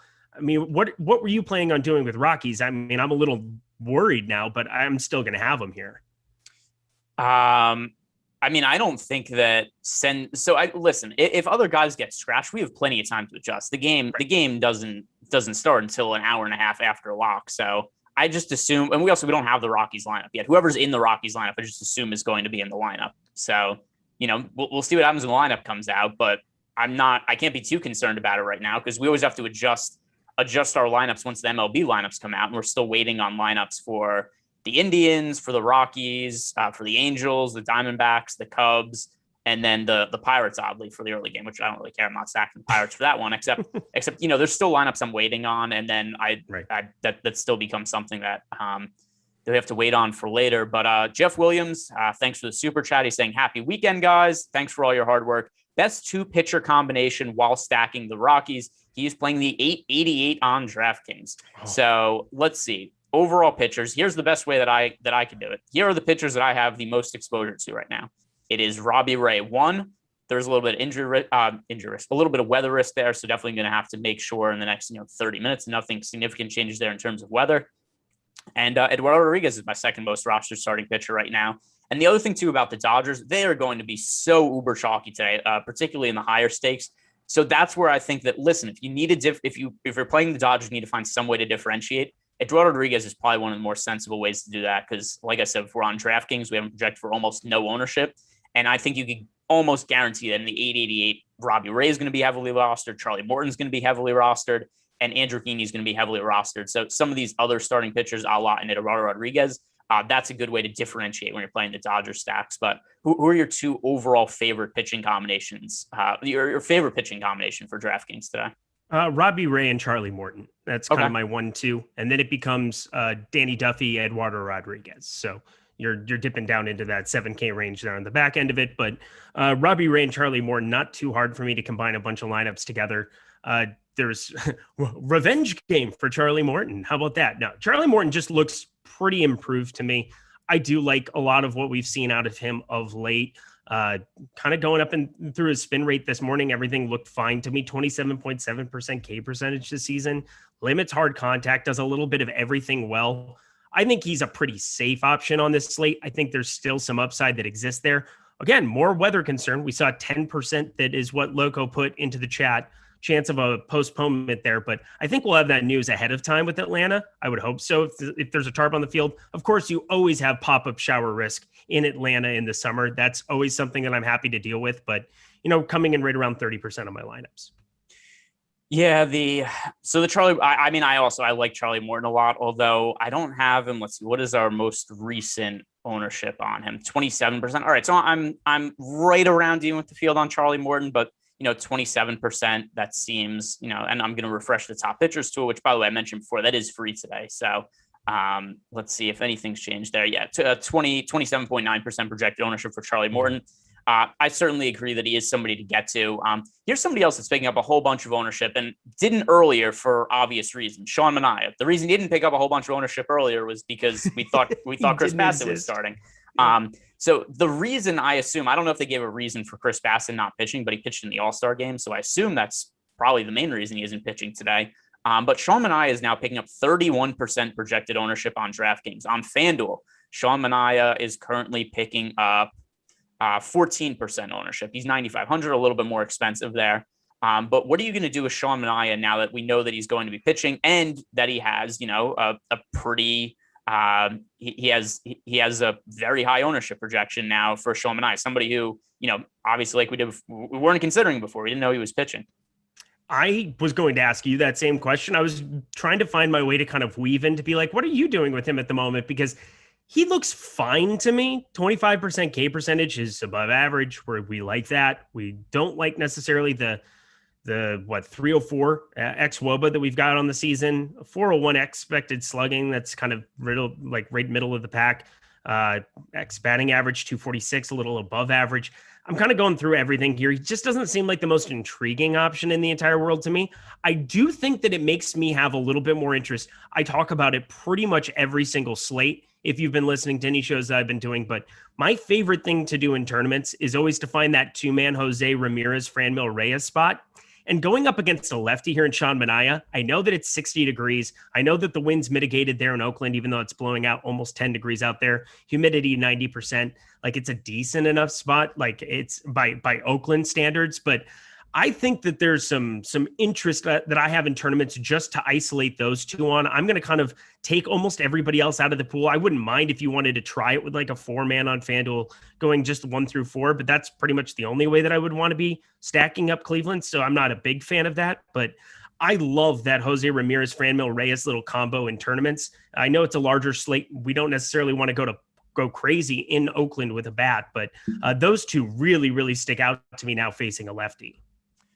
So now I have to ask you, before we to just put a bow on the pitchers here, is there anybody we have not mentioned that you're getting a significant amount of exposure to, or just somebody you have some exposure to that you'd like to bring up? I don't want to bring him up because, I mean, it's such a bad play, and I do not like this guy whatsoever. Like, I probably not personal vendetta. I just never thought he was a very good pitcher. But on DraftKings, I don't know how you can get any cheaper than him and feel comfortable. Chris Paddock, I have in 8% of my lineups. That's enough by 6,300 for me. It's a price play. It's fine. Going up against Washington here in this spot, it doesn't feel good. He comes right now with our top 2 value percentage, right around 14.1%. I think he can survive in this spot, and I think he just gives me a price point to get up to some Toronto Blue Jays bats that I'm still very high on, especially if people are going to be scared off by the weather. I'm going to need some savings and find some spots to get up there. He's kind of a price play in order to get up to some of these guys, but man, do I not like rostering Chris Paddock. Yeah, I have a little bit of exposure to Paddock as well. I have a couple of stacks against him as well. It's something that Ab and I talked about earlier today when we were doing a strategy show, and I don't know what his take on Chris Paddock was when he did the deep dive, when he was actually, hashing out some of his lineups and his exposure, but he liked Chris Paddock quite a bit this morning, and a lot of it was just because of the price play. And, Paddock, he's been so crazy inconsistent this year where, he had to start 2 weeks ago. He pitches 5 innings. He strikes out, a dozen guys or something like that. And then, a couple of starts later, he pitches an inning, gives up 9 runs, 8 of them are earned. So, he's somebody who's highly volatile. I think for tournament purposes, there's a lot of upside in rostering him. There's a lot of upside in stacking against him just because he's a guy who you never know which version of him is going to show up. So to me, I have Chris Paddock in my player pool. I'm also stacking against him. I'm not stacking against him at a crazy high rate, nor am I rostering him at a crazy high rate. But to your point right there, you said you had 10% of Chris Paddock. That's probably about where I'm going to be also. I think that's a totally reasonable guy to get to. Julio Urias as a low-owned GPP play. The Rockies offense just sucks. It's Colorado, so another spot where I think it makes sense to have a couple of shares of Julio Urias, makes sense to have a couple of shares of Rocky stacks, just because Julio Urias is a legitimately good pitcher. He's priced cheaply on DraftKings at 7,800. He also has less than 1% projected ownership, so I'm going to be over the 1% number. And then on FanDuel, I don't think we need to consider Urias just with it being a single pitcher site. 8,900, also single pitcher site. But it's kind of weird to think that Urias has the same exact projected ownership on FanDuel and DraftKings, even though he's $1,100 more expensive on FanDuel, and we get to roster 2 starting pitchers on DK. So to me, Julio Urias and Chris Paddock kind of in the same boat, highly volatile, cheapish SP2 options, guys that have a lot of arm talent that we could get to, single-digit ownership. So those are 2 guys that I'm on at a small rate anyway in GPPs. Anybody else that you're taking a flyer on that you want to mention before we get over to stacks? I'll just tell you because he's the last guy in my pool. Again, on DK, it's 50 lineups. So I'm not going to have a crazy amount. I'm not going to be really strung out at the bottom end, but I do have like 4% Kyle Hendricks. I hate him as well. Not a pitcher I like at all. But Arizona, if you look at any of their splits for the most part, 79 WRC plus against right-handed pitching and a league worst, 129 ISO. That is not good. No, it is not good at all. And I'm just looking through them, just making sure there's nobody who I have. I'm still rerunning my lineups also. So just trying to make it's a constant adjustment because very rarely when you're doing baseball shows, baseball is typically a show like, hey, I get on my lineup set forever in advance and it's just good to go. Right. Because usually before the shows, there aren't players getting scratched. Today, everybody's getting scratched. There usually isn't, if there is weather concerns, we kind of know it ahead of time. There's not usually like 3 games that are right at lock starting. They're like 50% chance of rain. So as of right now, I think those are all the pitchers I have in. And then if anything else really changes with me, I'll bring it up. But just circle back on something we talked about 20 minutes ago. Robbie Ray, have you changed anything with the weather there and how much you're rostering them? Haven't touched it yet. Okay. I'm making the CSV that I was just alluding to where you have it ready. If I'm going to do it, I'm going to practice what I preach, and I'm just going to remove one CSV. It affects a couple of things. It becomes a little bit of a trickle down because if you have no Robbie Ray, that's a 50+% owned pitcher for me that you're just taking out of the pool. And so it's just making sure that I don't have the certain caps on guys so that I can actually run lineups doing it this way while we're on a show. But yeah, Robbie Ray, I'm still invested in, haven't touched. So also before we move over to the stacks, guys, if you're making some of these lineups like, oh my God, I don't know what to do with all these rain situations. I don't know who to play, who not to play. Good news, because you could go over to No House Advantage. You don't have to worry about any of that. You just pick out some of the individual props for the players you like. Don't have to worry about any of the rain games. You could just single out some of the pitchers you like, some of the hitters you like, take some props there, build a card. You pick 10 props, label on a confidence interval of 1 to 10. If you're 10 prop hits, you get 10 points for that. If you're 1 prop hits, you get 1 point for that. And then you try to score as many points as possible with all your props hitting. If you're new to No House Advantage, head on over to the site and use the promo code Awesemo. Get up to a $20 bonus on your first deposit. So, Eric, let's move over to the hitters now and the stacks. And I think where we have to start, the Los Angeles Dodgers in Coors Field, because right now we have them projected for a slate high 21% projected ownership on DraftKings with an 18.6% chance of being the top stack. On FanDuel, they're also going to be very popular, where they have a 20.6% chance of being, or 18.3% chance of being top stack. Also, ownership slightly over 20%. So they do look a little bit overowned, but nothing crazy. So I'm going to have exposure to the Dodgers, just slightly under the field. But I find it hard to be over the top of them just because everybody in this lineup is so popular. But what are you doing with them? Yeah, so I'm kind of going back and forth because Senzatella is not a good pitcher. He at least kept the ball on the ground. That's kind of the MO of most of these Colorado pitchers. It's just trying to survive. They have no real arm there at all. But looking 11.2 degree launch angle, I mean, Chichi Gonzalez does not miss bats, 13.6% K percentage. He limits walk. I mean, you are going to be seeing a Dodgers team in 90 degree weather getting pitched to contact in Coors Field. I think I'm going to be a little bit higher on them than what I was before. It's impossible. I mean, they were already a fantastic play. I felt much more comfortable about being much lower to the field with Senzatella on the mound. I don't feel nearly as good. I mean, you could call them the same pitcher, but they're variably different for me. And I think Chi profiles a little bit worse to be facing this Dodgers lineup. I think it'd be really foolish not to have some sort of exposure to this lineup in some kind of format, be it cash, GPP, whatever. But in these large field tournaments, you got to really find ways to get unique. And so for me, I think the key is avoiding the major optimization roadblocks. So you have Gittins, who's 2K. You have Calhoun, who could be in the lineup and be 2K. I promise you, if we get that Arizona lineup beforehand, he's going to be a big part of people's lineups along with some of these Dodgers. So I'm kind of removing them out of my pool and then running some of these Dodger lineups. And it kind of gets me away from what the optimizer is spitting out for everybody else in those lineups. I find that if you're only making 50, I'm not making 150 or 300 lineups here today. And so I find it a little bit easier for me to kind of go in and hand build those. I suggest finding ways to do things similarly. Avoid the hot spot punts. Avoid the same plays everybody else is piecing together. Try to get a little bit different in pitching. We've talked about Duffy. We've talked about Eduardo Rodriguez. Exposure to both of them is going to be contrarian as opposed to going to Heaney in this spot alongside Dodgers. So those are all things to keep in mind because I definitely am going to have Dodgers exposure. I'm going to have more than what I had before for sure. And I think that those are kind of the key ways to do it and do it appropriately in massive tournaments. So one other thing I'm going to point out is we just did get an ownership update. Literally, as we were talking about the game, the Dodgers gone up slightly, nothing crazy, but they're now projected for 22% ownership. So, the odds of them being a top stack with Chichi Gonzalez on the mound, it doesn't really materially change. I think it's just about as good spot against Senzatella, who isn't particularly good either. Maybe a little bit better than Chichi Gonzalez, but that also comes with an uptick in ownership. So looking at some of the hitters now on the Dodgers, basically everybody is popular throughout the lineup, but is there any individual hitters that you're targeting more than others? Cody Bellinger. I think Cody Bellinger, just at his price point, he's just a guy that I'm getting to quite a bit.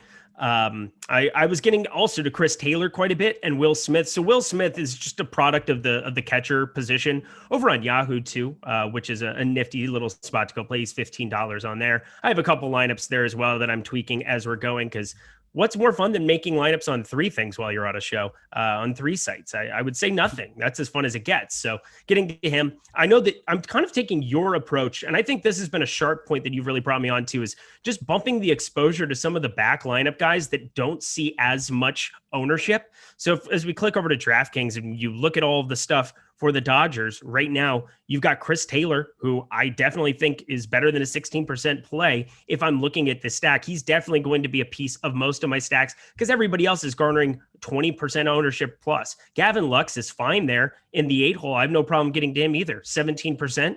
Why don't you just get a little bit more of those guys as opposed to the 26% Max Muncy that kind of puts a cap on the rest of your lineup? Mookie Betts, 5,500. If those guys don't burn you, you can get to more Robbie Ray or top-end pitchers in some of those lineups as opposed to just the Duffy Rodriguez combo.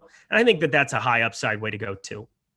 Yeah, I mean, the thing is usually when I say that, though, I'm referring to there's a game, the one I always reference when it comes to Coors Field is, earlier in the season, there was a slate where Jurickson Profar was 4 or 6% owned at Coors Field, and everybody else was 20+%. There is no kind of reprieve like that today from an ownership perspective. Everywhere you go in the Dodgers lineup, everybody's owned at least in the teens. So, I mean, one of the reasons that I'm going to be a little bit underweight to the Dodgers is it's hard to find any of those one individual hitters you're going to.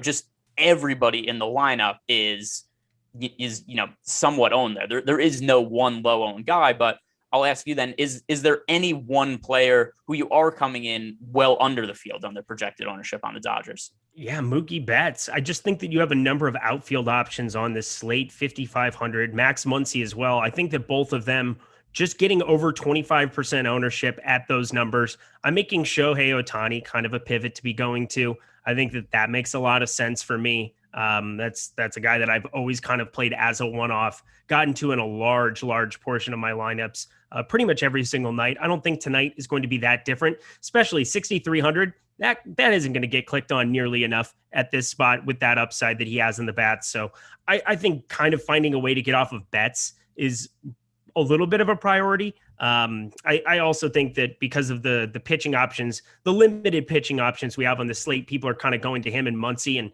just being able to jam them in. I'm taking a different approach. I'm kind of taking a different route on it.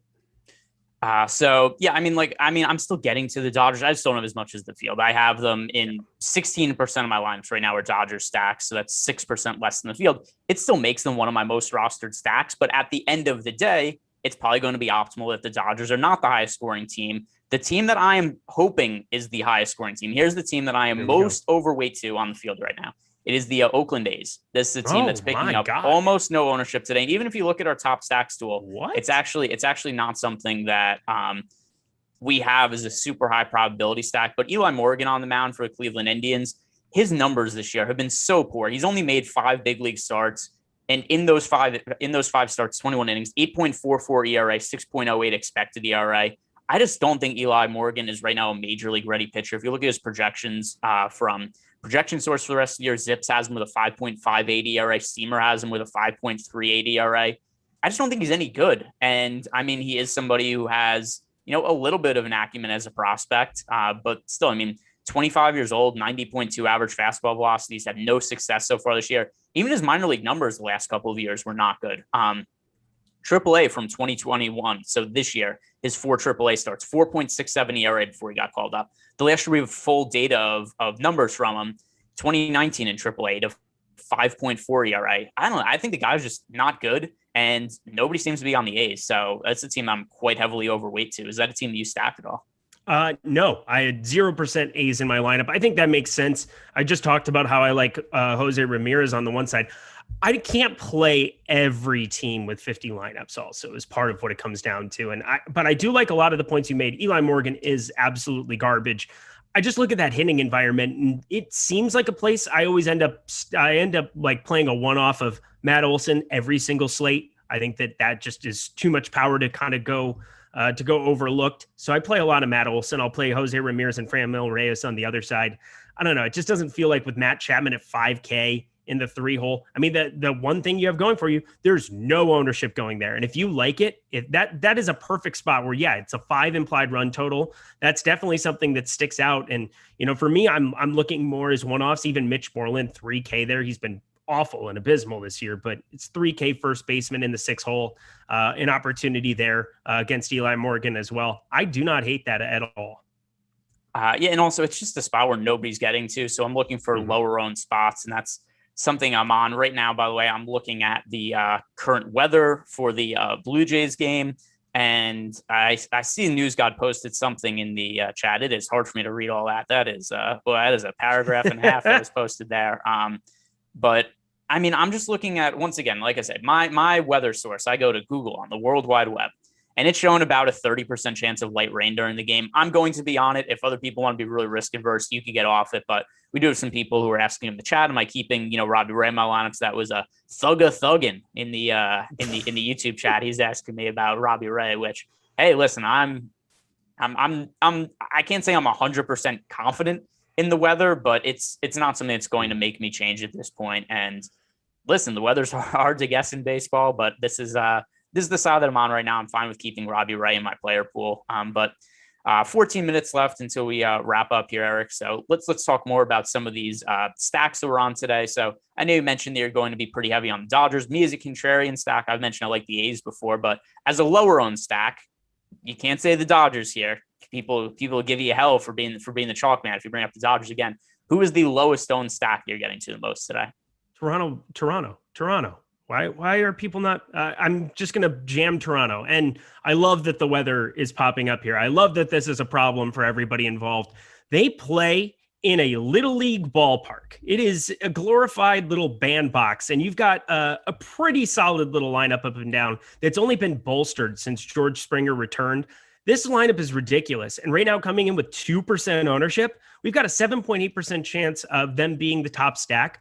I have them way over that. I'm literally 10x ownership on Toronto here. I am happy by punting a lot more in pitching to be able to stack up these guys up and down the lineup. It's also a very easy team to know where you kind of want to be going to, where the upside exists, because it exists in just about every bat. It's kind of the way that I feel about the Dodgers, but at 1/20th of the ownership here at the moment, it is just such an easy spot for me to go to. I have no problem dealing with the weather because, again, if you end up getting busted with 20% of your lineups, at least they're full stacks. I'm not playing them as one-offs. It becomes super easy for me to look at them and say, man, I need to get to tons of Toronto on this slate.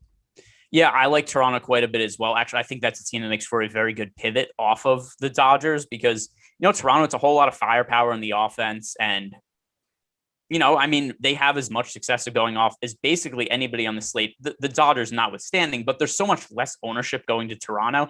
Just looking for some place to make pivots. I think that is a really sensible place to try to get off some of these really popular Dodgers bats. So I agree with you. I think if you're paying up for an offense, you're looking to be contrarian.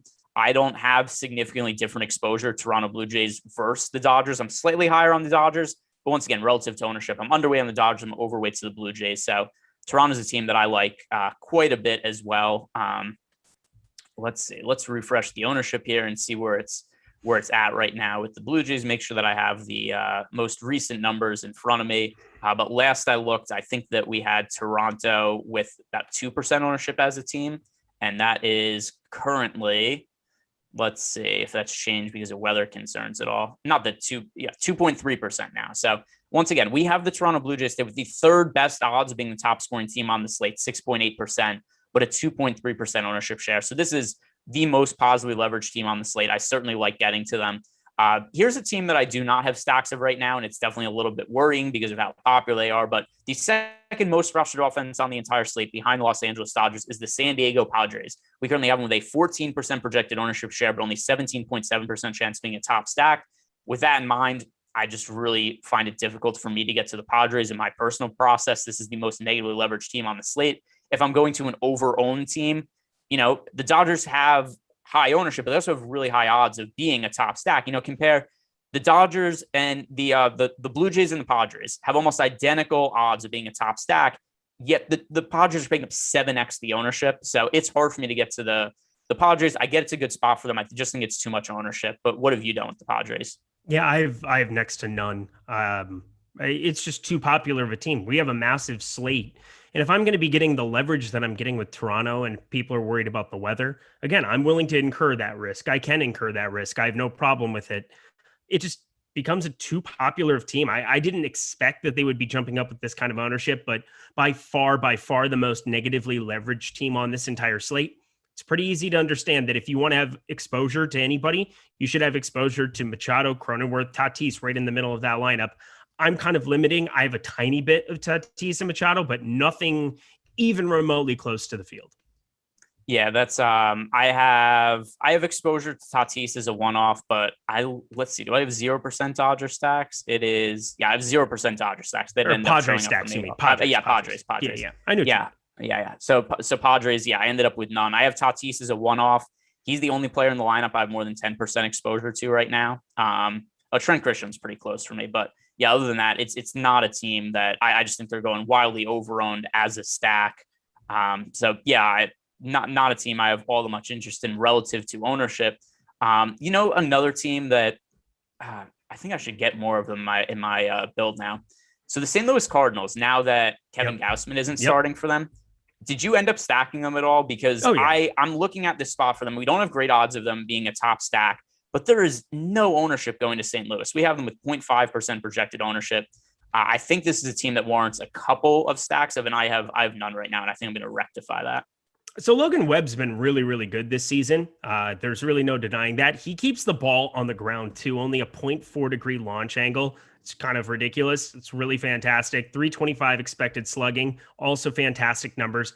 The thing that I think about is if Kevin Gausman was set to be the starter all along, what was Logan Webb's day like? Like what did Logan Webb do earlier today? Not to go down narrative street, but if I didn't know that I was going to be pitching in a Major League Baseball game until 2.5 hours before it, I bet I would be doing some different things. And I'm not saying that he was going out and partying or doing whatever else, but what I'm saying is that maybe there's a chance that he's not as sharp today. He's not going to go very far into this game. And this isn't the worst. Like there are so many other hitting spots like that we could look at conditions wise and say, oh, this isn't that great. 80 degrees, 80% humidity in St. Louis. So I'm getting to 8% Cardinals stacks. It was kind of an immediate trigger finger that I basically had as soon as Gossman got scratched. I think it's the NBA players in us where something like that happens and we immediately jump to the other side of it. So yeah, I like the Cardinals call quite a bit. Yeah, I mean, like I said, I bet on the Cardinals today when Gausman got scratched. So it stands to reason that by the same logic, I should probably have stacks of them for GBV purposes. And I'm just checking, earlier we talked about this and there was no line on the game. And we have a line now. Cardinals, it's still a pick 'em. I actually don't mind that at all if people still want to bet on the Cardinals. What do you think of Cardinals minus 110 with Wainwright on the mound against Logan Webb? I think that's about fair. I don't want to go nuts with that. Again, I would say Logan Webb is more live than being a dog. Well, I'd say it's about appropriate. But if you felt like, this would jump onto the Cardinal side, again, I'm just sitting here thinking that Logan Webb wouldn't exactly have an idea that he was starting pitching. Maybe he does something different in his routine. I know most pitchers, I'm friends with a guy who pitched in AAA forever, and he was just talked about his routine, how it lasted for like 24 hours, 48 hours. You eat the same thing the night before. You wake up, you do certain things a certain way. And if you don't know you're pitching the next day, you're not going to do those same things. Well, that is a name drop there. Friends with AAA pitchers. Calling back on your Cameron Cuneo. What's up, my dude? How you doing? I've got some questions in the premium Slack chat right now. Sam Gassell Dance is asking, is playing 5-man Dodger stacks with 3 one-offs okay? Yeah, it's just what almost everybody else is doing. But yeah, I mean, not everybody else. It's what a quarter of the field is doing. So listen, it's something I'm doing in a percentage of my lines, less than the field. It's something a lot of people are doing. I can't say there's anything wrong with it. It's just going to be a very popular build. Try to prioritize some less popular starting pitchers if that's the route that you're going down in a pretty heavy way. And then Boss Bro is asking, favorite pitcher on FanDuel if fading Robbie Ray. So who is your second favorite starting pitcher on FanDuel today, Eric? Charlie Morton. That is Eduardo Rodriguez for me at 7,400. And what should be on paper a really easy matchup against this terrible Yankees lineup. So in terms of your stacks, we've talked about the Dodgers, we've talked about the Blue Jays. Is there any cheaper teams you're getting to at offense? Personally, I paid up for bats quite a bit, but I mean, those teams are both really expensive. Is there a lower cost offense that you're targeting today? A couple, but again, I'm building to jam in a lot of Toronto. I'm getting to some Coors now as well, getting to more Dodgers than what I was before. The expensive J-Ram Franmil spot. I would say the cheapest offense. I am getting to a little bit of Arizona. I hate Kyle Hendricks. I just don't like him in general. I will say I am scared off by the fact that they're going a little bit over-owned, but I'm getting to 5% of them right now. Calhoun is 2K sitting in that lineup so long as he ends up there. Which it came out. He's in the 2 hole. I think it's just a lot of savings that exist there. Christian Walker, 2.7K, David Peralta, 3.1K. I have a large wager on the other side of this for the Cubs. They opened at minus 135 up against an unknown Madison Bumgarner anomaly. I think he's terrible at life and at sports. So I want to be stacking up against him, but so I think going to the Arizona side, still an all right thing to do up against Kyle Hendricks, going all the way down to Pavin Smith, kind of removing Ahmed and Holiday and moving on from there. I think you might have been a little harsh on Madison Bumgarner there. I would agree. He's to me past his prime. I don't know if that means that he's just his overall just failure calling him out as life. a person. Yeah, I'm just saying he's. I've heard he's not maybe the best person on planet Earth. He's done some stuff. Yeah, it's like, oh man, it's been a while. It's been a while since he won a World Series MVP. This failure at life. Yeah, exactly. I was gonna say the best postseason pitcher in baby baseball history, but just wanted to call him out there for a second. Yeah, and I mean, Madison. There was a really long time where I really liked betting against Madison Bumgarner. I really liked stacking against him because he was bad, but it kind of felt like the field had not yet caught up to that fact. Now I kind of feel like people are there on him. This year we've got Madison Bumgarner, 5.73 ERA, slightly better underlying numbers, the 4.19 expected ERA, but last year 6.48 ERA and a 7.79 expected ERA.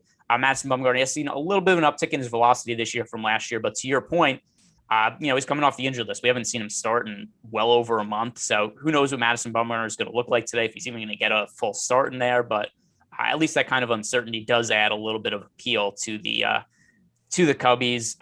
Other offenses, let's see. For me, which offense am I pretty heavy on here? It's really the Oakland and the Blue Jays are the teams that I'm overweight to the heaviest. We've kind of touched on them. Yeah. Honestly, I think if you kind of like start looking at it, so you keep bolstering your lineups here for a second. Let's just talk about the game theory of this. So we have 13 games. We have a lot of weather concerns up and down everywhere. It might be a place too. And again, it's just a risk tolerance thing. Like for me, I'm going way overweight to some of these exposures. Atlanta, obviously there's some major weather risk there. Toronto, there's some major weather risk there. But just because I'm stacking other spots doesn't necessarily say that I'm automatically going to win or that I'm going to get those lineups to come to fruition. So really take a look at some of these under-owned spots. The top stacks tool is the best indicator you will find in the entire industry to tell you where you need to be going in tournaments. Day in, day out, unquestionable. And if you're looking at some of the top values that exist, grouping it by top value percentage. Right now we have Baltimore and Seattle as two teams that are really cheap. I really like going to the Seattle end of it because we're seeing so much ownership going towards Heaney. And if I'm naturally going to be off on Heaney, I need to be a little bit higher on the Seattle side as well, because if he's going to fail, I want him to fail in spectacular fashion. I get all of that leverage on a pitcher who, if you were to lose Morton or if you were to lose Robbie Ray here in the next 5 minutes, you're going to see so much other ownership kind of going that direction, going to those pitchers. That's 45%. 40% pitchers that you're kind of surpassing. So go to that Seattle side. Don't be afraid to take those kind of risks. If you're making a portfolio of 150, even if you're making a portfolio of 20 max, I would have one or two stacks to some of these cheapies. I'm going to Arizona because I definitely just don't believe in Kyle Hendricks as a pitcher. And then I'm definitely going to the Seattle side because I'm a little bit lower on Heaney than the field. I think he's the 7,400 pitcher du jour. So kind of summarizing the entire slate, we've talked about some other fantastic areas, all using the top pitchers tool, all using our own little process that we have. There's times where you can deviate slightly if you find a spot that you just think that there's something that pops out. But for the most part, day in, day out, that is your source that is going to win you money in the long run. All right. I think my lineups are updated. Whatever it is, I'm going to be unhappy. I'm going to be unhappy with all this. I've updated my lineups just constantly throughout the show, and I hate all of it. Like, there's none of it I like. I'm uncomfortable with the weather. I don't like any of it. But whatever, we roll with. It's been so long since we were able to play a regular MLB DFS slate, and I'm just ready to absolutely get run over by stupid pop-up storms. Watch, it's gonna be some other random game that gets rained out that we're not even expecting at all after all is said and done. Say that. One thing that is of note here is because of the rain concerns now. Robbie Ray projected for 13% ownership on FanDuel. On DraftKings, Robbie Ray now still projected, fairly high owned at 27%, but still he was somebody who's projected for actually 26% now. Earlier in the day, he was projected to be, pretty popular. I think when we started the show, he was projected to be the most rostered pitcher on the slate. So the field is definitely back down on him a little bit because of the weather concerns. But what did you end up doing? Cincinnati, Milwaukee? Did you take that game out or left it in your player pool? I left Molly. I took some of the batters out. I still have like 4% on the Milwaukee side, just as a strict leverage in the event that Molly just does horrible things here. I thought I was going to take them completely out of my pool. I'm going with my gut here. I think, oh man, I never want to say this is what I'm doing. I will just put it this way. What I am doing is I am sticking with every single game on the board and I am living with the result at this point. I thought I was going to take the Cincinnati stuff out. I thought I was going to be taking Molly out. I'm going to roll with it. I'm happy to lose in the event that he's not there. I think right now his ownership is going to be dropping at such a rate because people are scared off. There's a number of weather sites we can go to. We just refreshed the top pitchers tool. Molly's still the second most likely pitcher. I mean, earlier in the day, he was around 30%. He's down to 10%. And I understand if he ends up getting pulled, if there's a pop-up that gets over there, I'm dead. But then I move on to the next slate. And I'm willing to incur that risk in 50 lineups. If I had 150 in this thing, no, I would probably be a little bit more careful about this, but that's not the case today. All right. So we got a few minutes to go. If anybody has questions, fire those in. We can answer. In the meantime, Eric, let's hit on some home run picks. Let's hit on some prop plays. And also, guys, if you want access to any of the tools, the information that Eric and I have discussed, baseball is a very data intensive sport. It's something I use numbers for. I use numbers for my process in all sports, but more so in baseball than anything else. If you are new to Awesemo.com, you could check out Awesemo Plus, get a weekly pass, and you can get 25% off your first weekly pass if you use the promo code MLB Live Before Lock. That's one word. That's all capital letters. MLB Live Before Lock, and get a 25% off your first week of Awesemo Plus. And looking first at we have a new sports betting model up on the site using the power rankings we have for teams. And the team right now that we have as the best ROI to bet on for the entire slate is the Milwaukee Brewers. So hopefully that game ends up playing, but we have them with a 9.2% ROI as the best bet at a plus 115. And then as for over-unders, we have the over 11 and a half runs with 21% ROI for the Coors Field game. Rockies, Dodgers. So something that certainly makes me feel like not all that comfortable that I don't have a ton of exposure to the Dodgers, but still going to be in my player pool. But those are the two top bets right now in terms of a side and a total in our sports betting model. But Eric, are there any strikeout props or any home run props that stand out to you tonight? I was on Robbie Ray earlier in the day, over 8.5. I did the breakfast menu this morning with Josh Engleman. It was a good time. We chatted up about a lot of the goings on of the slate. I love getting to Robbie Ray here in this spot still. I think 8.5 strikeouts. I think you are probably, I wouldn't be making that play here now because we do have such rain concern. I already have a ticket, so there's not a whole lot I can do if there's a pop-up or some kind of an issue here. They're going to just looks like they're going to be playing through some light rain. But yeah, that was definitely a spot to be going to. For me, my big play of the entire day was just going to the Cubs. I mean, minus 135 when that was on the board, it's gone down. There's a 150, there's a 145 available on OddsShopper that you can still probably find. There are some places you can jump to, of which will not be spoken because the YouTube algorithm hates us when we do such things. But I definitely still think that is probably the most profitable play that exists on the board. Otherwise, the MLB strikeouts tool, I mean, the props tool does all of the work for you. All you have to do is click on it. There's a free trial going for it right now. The over a 4.5 for Madison Bumgarner, the top play on the board here right now. I'm probably going to be shying away from that personally, but Chad Kuhl for sure, under 4.5.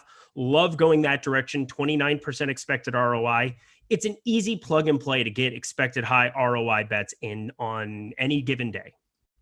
And also, you know what else is nice about it? Not just telling you what you should bet, but sometimes what you shouldn't bet. So here's something that I generally don't like all that much: home run prop bets.